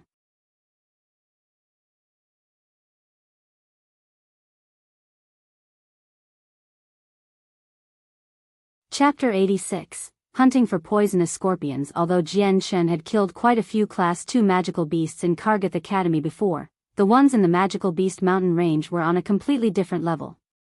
The Class 2 magical beasts in Kargath Academy were not even equivalent to some of the Class 1 magical beasts in this mountain range.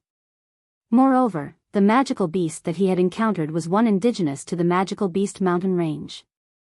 Just as Jian Chen was distracted, the poisonous scorpion didn't give him any time to relax, as its 6 powerful legs began to scamper across the floor.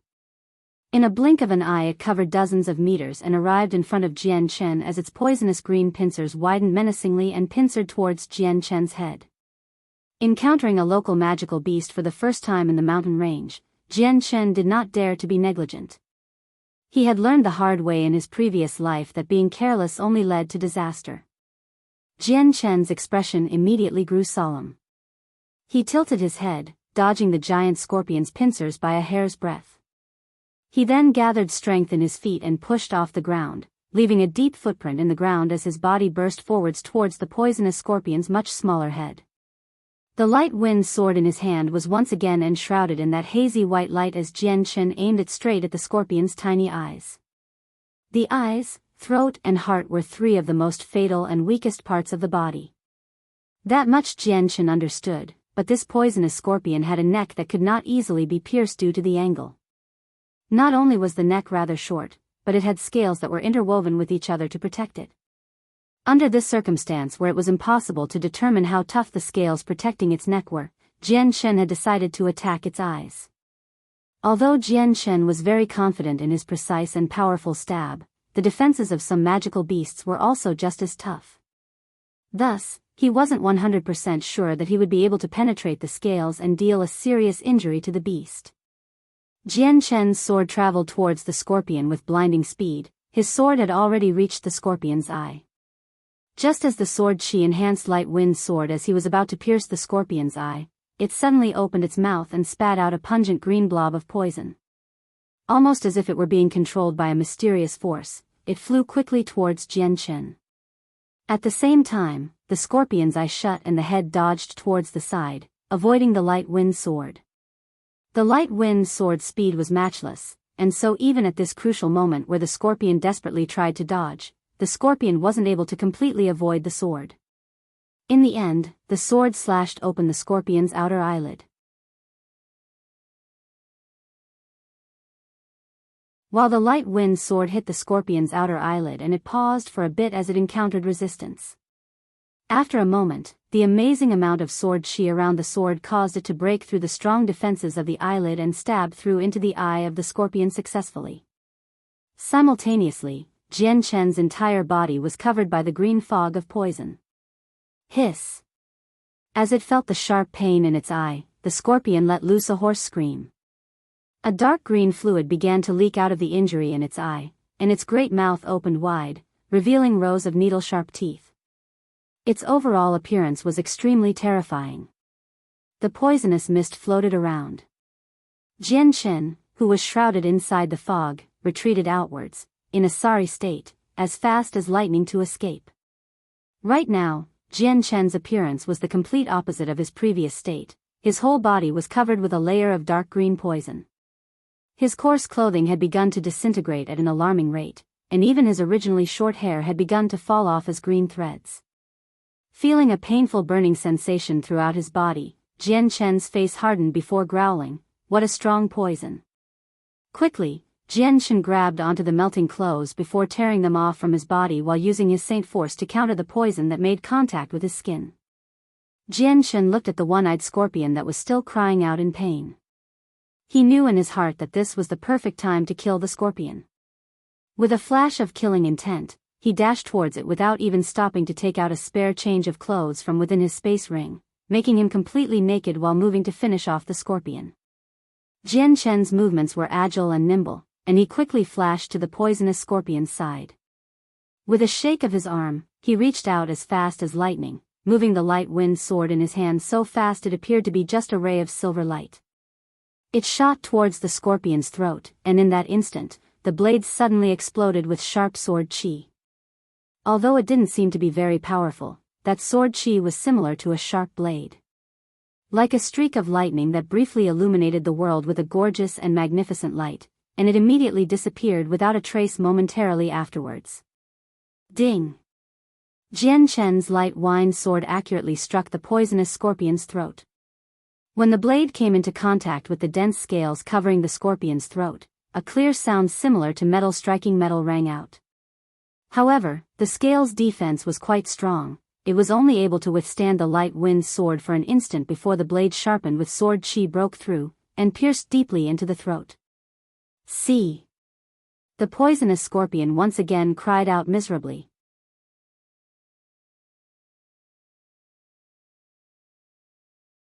The single, intact eye pulsed with a strange, dark green glint as its thick pincers quickly jabbed forcefully outwards towards Jian Chen. The 5 to 6 meter long poisonous hook behind it blurred as it flew over Jian Chen's head and tried to pierce the back of Jian Chen's head. Jian Chen pulled out the light wind sword buried in the scorpion's throat. His feet pushed off the ground, and his body sailed through the air as he jumped onto the scorpion's wide back. Hiss! Hiss! The poisonous scorpion was evidently extremely annoyed by the fact that Jian Chen had jumped onto its back. It began to violently shake its body, wailing unpleasantly as it recklessly waved its giant pincers around in the air. Based on the scorpion's current state, it appeared that the injury on its throat that Jian Chen had just inflicted didn't harm it that much. Seeing that the scorpion was still as ferocious as it was before, Jian Chen frowned. He couldn't help but mutter, "Its ability to stay alive is really too great, to think that it still hasn't died." Because the scorpion's body was so massive, Jian Chen once again realized how limited his strength was. Aside from attacking the two vital regions of its eyes and throat, he couldn't find any other way to harm this scorpion. At that moment, Jian Chen heard a faint ripping sound. Without any hesitation, Jian Chen flashed horizontally to the side. Just as Jian Chen dodged to the side, the shining dark green poisonous hook flew over his head, and then ruthlessly pierced the scorpion's own back. A soft sound could be heard as the strong, plated section of its outer shell was pierced through by its own sharp poisonous hook. Under its own sharp poisonous hook, its shell did not offer a whit of resistance, and was easily pierced through. The sharp hook buried itself deeply into the scorpion's own body, and dark green blood began to flow out from the wound. Seeing this scene, Jian Chen's expression clearly went blank. However, immediately afterwards, he couldn't help but feel unsure of whether to laugh or cry. He had really never imagined that the poisonous scorpion would be stupid enough to actually hurt itself. The scorpion tugged at its poisonous hook. But because it was already deeply buried within its body, its movements instantly pulled out a chunk of flesh as well. The scorpion felt such intense pain that it ceaselessly wailed in pain as its entire body shook. That fierce pain was enough to disperse any further thoughts about pulling the hook out. Whenever a human or creature receives a serious injury, there will be a cushion of time where the strength that they exhibit, as well as their reaction speed, will be at its worst. Jianghu saw this, and grasping the perfect timing, his body flew high up into the air as he jumped off the scorpion's back. The light wind sword in his hand flashed with a silver light, and pierced towards the scorpion's other eye. Because the scorpion was feeling fierce pain from its back, its reaction time had greatly slowed down compared to its normal reaction speed. In addition, Jianghu's blade's every movement was incomparably fast. In the scorpion's current state, it was extremely difficult to evade or withstand Jianghu's lightning-fast sword. The light wind sword accurately penetrated the poisonous scorpion's other eye without resistance. Jianghu showed a pleased expression. He exerted more strength into his hand, forcing the light sword even deeper into the scorpion's eyes. Eventually, after thrusting at least half of the 4/3 meter long blade into the scorpion's eyes, he finally managed to injure its brain. This time, the poisonous scorpion no longer struggled or made any move to resist. Its entire body shuddered a few times before it fell like jello to the ground. With a loud bang, its enormous 1-meter-tall body fell to the ground. Jianghu slowly pulled out his light wind sword. His brows knit together at the sight of the scorpion's bright green blood and white fluid covering his treasured sword. With a single thought, the green and white fluids covering his sword slid off the blade, and it instantly returned to its original appearance. Jianghu's gaze circled around the poisonous scorpion corpse for a bit, then raised his light wind sword to pierce through the skull. However, the light wind sword had just gone through the outer shell of the head before getting blocked. Even though the poisonous scorpion was already dead, its outer shell's defense was still just as strong as before. There was no way Jianghu could break through its defense with a casual wave of his sword. This snake's skin is really thick. Jianghu furrowed his brows, and sighed, "Forget it, I might as well conserve my energy. The magical beasts here come and go randomly. If I preserve my extra strength, then that is an extra layer of protection for my life. I'll just retrieve this monster course by going through its eyes." Saying this, Jianghu resumed his actions. After great effort, he was finally able to retrieve the monster core stored within the scorpion's skull.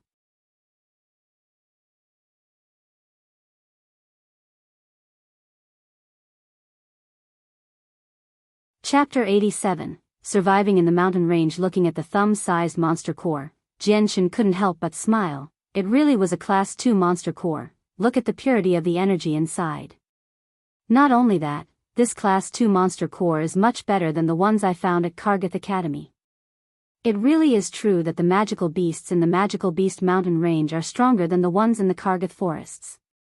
After collecting the monster core, Jianghu lowered his head to look at his body that was now dark shade of green. However, his body wasn't injured at all. Since he had been refining his body since he was young with the special techniques from Azulet Sword Law, his physique was really strong. So even though the poison caused his body to feel some pain, it couldn't get past his skin and enter his body. The majority of the damage was being counteracted with his inner saint force. So while his entire body was tainted with a green poison, the only symptom he felt was a slight burning sensation. Jianghu looked around himself and listened attentively. There probably isn't a water source here, so I won't be able to wash this off. I guess I'll have to handle this roughly. Plucking a few tree leaves, he began to wipe off the excess venom while pulling out a new change of clothing from within his space belt. Although this place was extremely large and there wasn't anyone around, Jianghu had no hobby of walking around naked.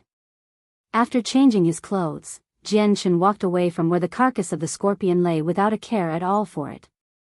Although magical beasts had many important parts that could be harvested and sold off for a high price, this scorpion was just a Class 2 magical beast. If he were to sell this, he wouldn't be getting much since it wasn't a precious type of material. Plus, Jianghu had plenty of purple coins to spare, so the him today did not care for such a little sum of money. While the beasts that were born and grew in the mountain range of magical beasts were much more powerful than those in Kargath Forest, they were much rarer than the ones in Kargath Forest. After all, while the mountain range of magical beasts may not be the largest in the Tianyuan continent, it was still vast in its own right. The magical beasts in the mountain range were all scattered about, so meeting a magical beast was not impossible, but rather quite rare. For the entire day Jian Chen slowly walked deeper into the mountain range. By nighttime, he had only seen 2 magical beasts, excluding the previous Class 2 poisonous scorpion. These 2 were both Class 1 magical beasts. The moon was hanging high up in the sky and basked the earth with its lunar glow. However, it did not reach into the forest where darkness reigned supreme, so one couldn't even see their fingers if they stretched out their hand in front of their faces.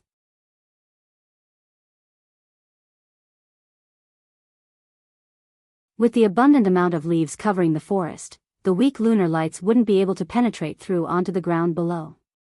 Meanwhile, on a flat piece of ground, a large bonfire burst into life and lit up the night with its dancing flames. Jian Chen knelt by the bonfire with a stick in his hand as he slowly cooked a piece of meat that was speared through. Slowly, the meat began to caramelize as the fat began to slowly drip off onto the fire below, sputtering it out. After eating his fill, Jian Chen pulled out a unique-smelling herb from his space ring and sprinkled it on the surroundings. This herb was one of the few things that every mercenary entering the forest would need to prepare. Before resting, if one were to sprinkle this herb in his surroundings, it would be able to repel the majority of poisonous creatures from disturbing him. Of course, this medicine was only useful towards normal animals, and had no effect on magical beasts. After using the herb, Jian Chen immediately leapt onto a nearby tree. Sitting cross-legged on a slightly flatter branch, Jian Chen took out another faintly sweet-smelling herb from within his space ring and started to sprinkle it on his body. This white-colored herb was very effective in suppressing one's qi, preventing his qi from escaping, which might attract any kind of wild beasts while he was sleeping at night. After all, both the wild animals and the magical beasts in this mountain range had extremely acute senses of smell. Although this powder wouldn't be able to completely hide Jian Chen's qi, it could at least conceal it from the senses of normal animals. The mountain range had many magical beasts as well as wild animals. The reason why wild animals were called so was because they had no monster core within their bodies. Wild animals were also not as strong as a Class 1 magical beast, similar to humans that hadn't yet manifested their saint weapons. Although the wild animals weren't strong and anyone who dared to enter the mountain range of mystical beasts could easily kill them, when it came to cultivating or sleeping at night, no one would want to be bothered by a wild animal. Therefore, practically every mercenary who entered the mountain range or slept outdoors overnight would be prepared, and bring a good amount of this type of herb. After the safety preparations were complete, Jian Chen took out a big handful of monster cores and distributed them between his 2 hands. Jian Chen slowly closed his eyes and began to absorb the energy from the monster cores. The energy from the monster cores started to flow out at an extremely terrifying speed towards Jian Chen, before funneling into his body via his pores and nostrils crazily. This absorption rate naturally placed a slight burden on Jian Chen, causing his pores to feel a slight ache from expanding. Throughout his entire body, there was no area that did not hurt. Although it was aching a little, this was not enough for Jian Chen, who had a strong willpower, to mind it much. The energy of the monster cores had a berserk element to it. If it weren't for Jian Chen using the world essence to strengthen his body since he was young, which meant that his internal organs and his fundamentals were made to be a lot stronger than most others, he would have been heavily injured alone by the berserk element contained within the energy of the cores, never mind the fact that he was absorbing the energy into his body so crazily. Following the absorption of the large amount of energy, the berserk element accumulated inside Jian Chen's body. When the berserk element reached a certain point, a large absorption power started to surge from Jian Chen's dantian, pulling these elements continuously towards the dantian, before finally being absorbed by the 2 glows of azure and violet. On Tianyuan continent, if a practitioner wanted to rely on the monster cores to cultivate, then they would need to clear away the berserk element within the energy and absorb the pure energy remaining. Just removing that element from the energy would take a lot of time, and even then, the berserk element wouldn't be completely removed, and would leave behind some harmful effects within the body. So while there were many people who relied on using monster cores to cultivate, not many would continue down that path. Every so often, a person would need to stop using monster cores and completely refine the energy absorbed, in order to not suffer from any negative effects. Though with Jian Shen, he could absorb and refine the energy from the monster core without fear of the consequences, which was possibly due to the glows within his dantian. The moment the energy entered his body, the berserk element would immediately be absorbed by them, allowing for Jian Shen to absorb the energy from the monster cores without fear. This was why Jian Shen had such a large advantage over the other cultivators. Following the steady absorption of the monster cores, Jian Shen could clearly feel the saint force slowly growing larger and larger in his dantian. Although it might look slow to the naked eye, Jian Shen understood that this speed compared to others was really fast. At this rate, it would not be long until he would break through to become a great saint. On the second day, when the sunlight passed through the small chinks between the dense tree leaves, Jian Shen, who was sitting cross-legged and cultivating, slowly opened his eyes. He then flipped in the air, jumping down from the tree, and smoothly landed on the ground below. Jian Shen stretched his body for a bit. After consciously feeling his inner saint force, he couldn't help but smile. He could clearly sense that his current saint force was much more powerful than when he had first condensed his saint weapon.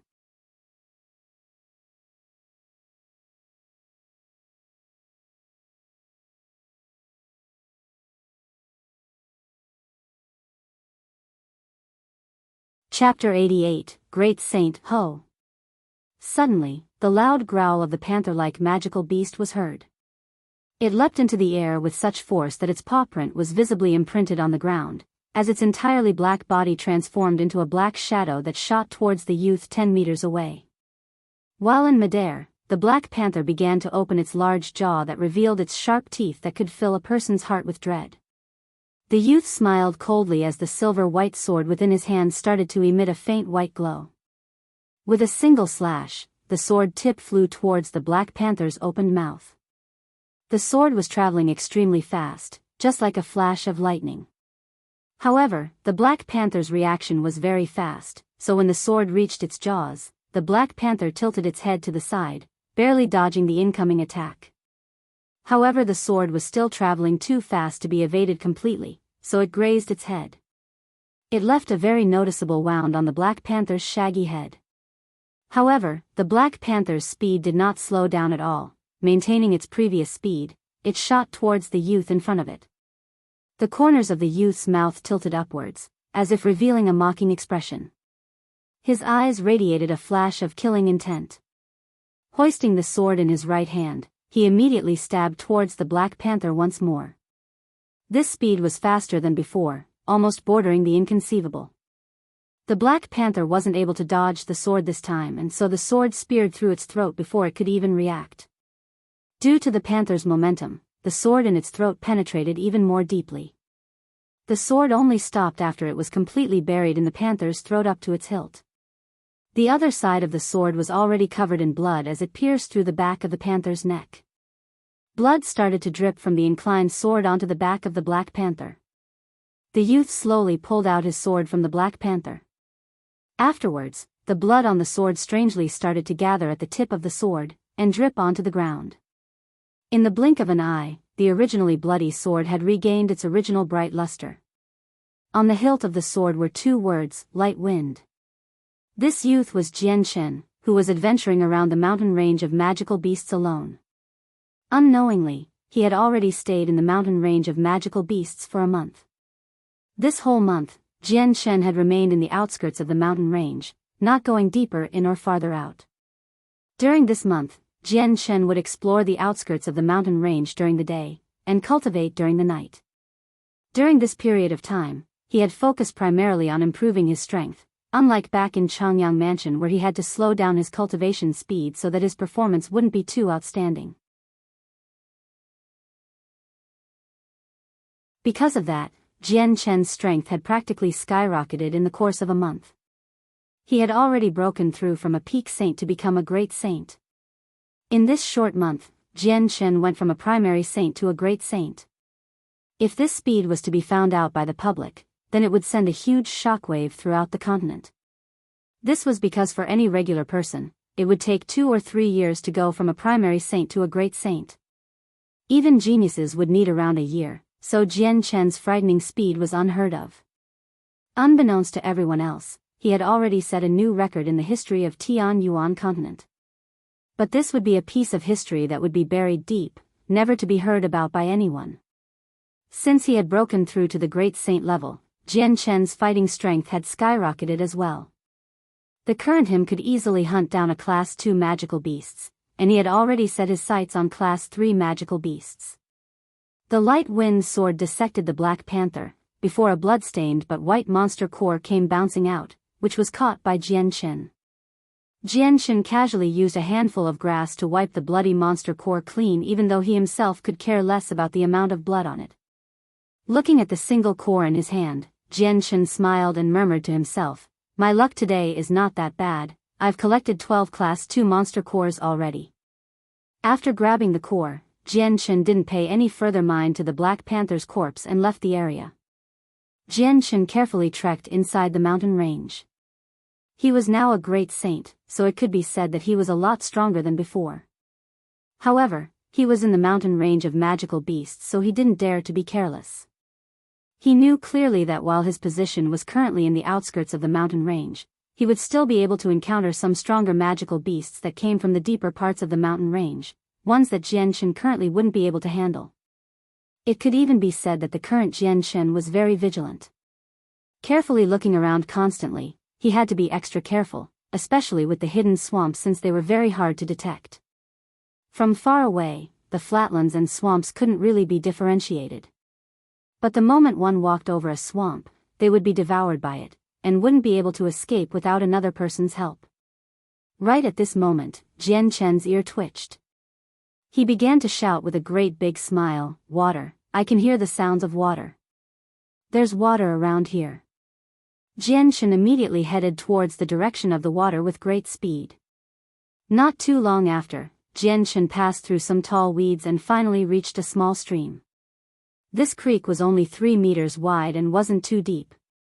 Yet the water was so clear that the stones on the bottom of the river could be clearly seen. Seeing this river, Jian Chen smiled with joy.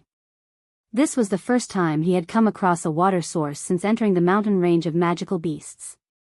And after all the time he had spent here, the clean water he had in his space belt was almost all gone. If he hadn't found a water source soon, he had considered leaving the forest. Looking around the place, he inspected it to ensure it was safe, before pulling out a few canteens from within his space belt before kneeling down to fill them with water.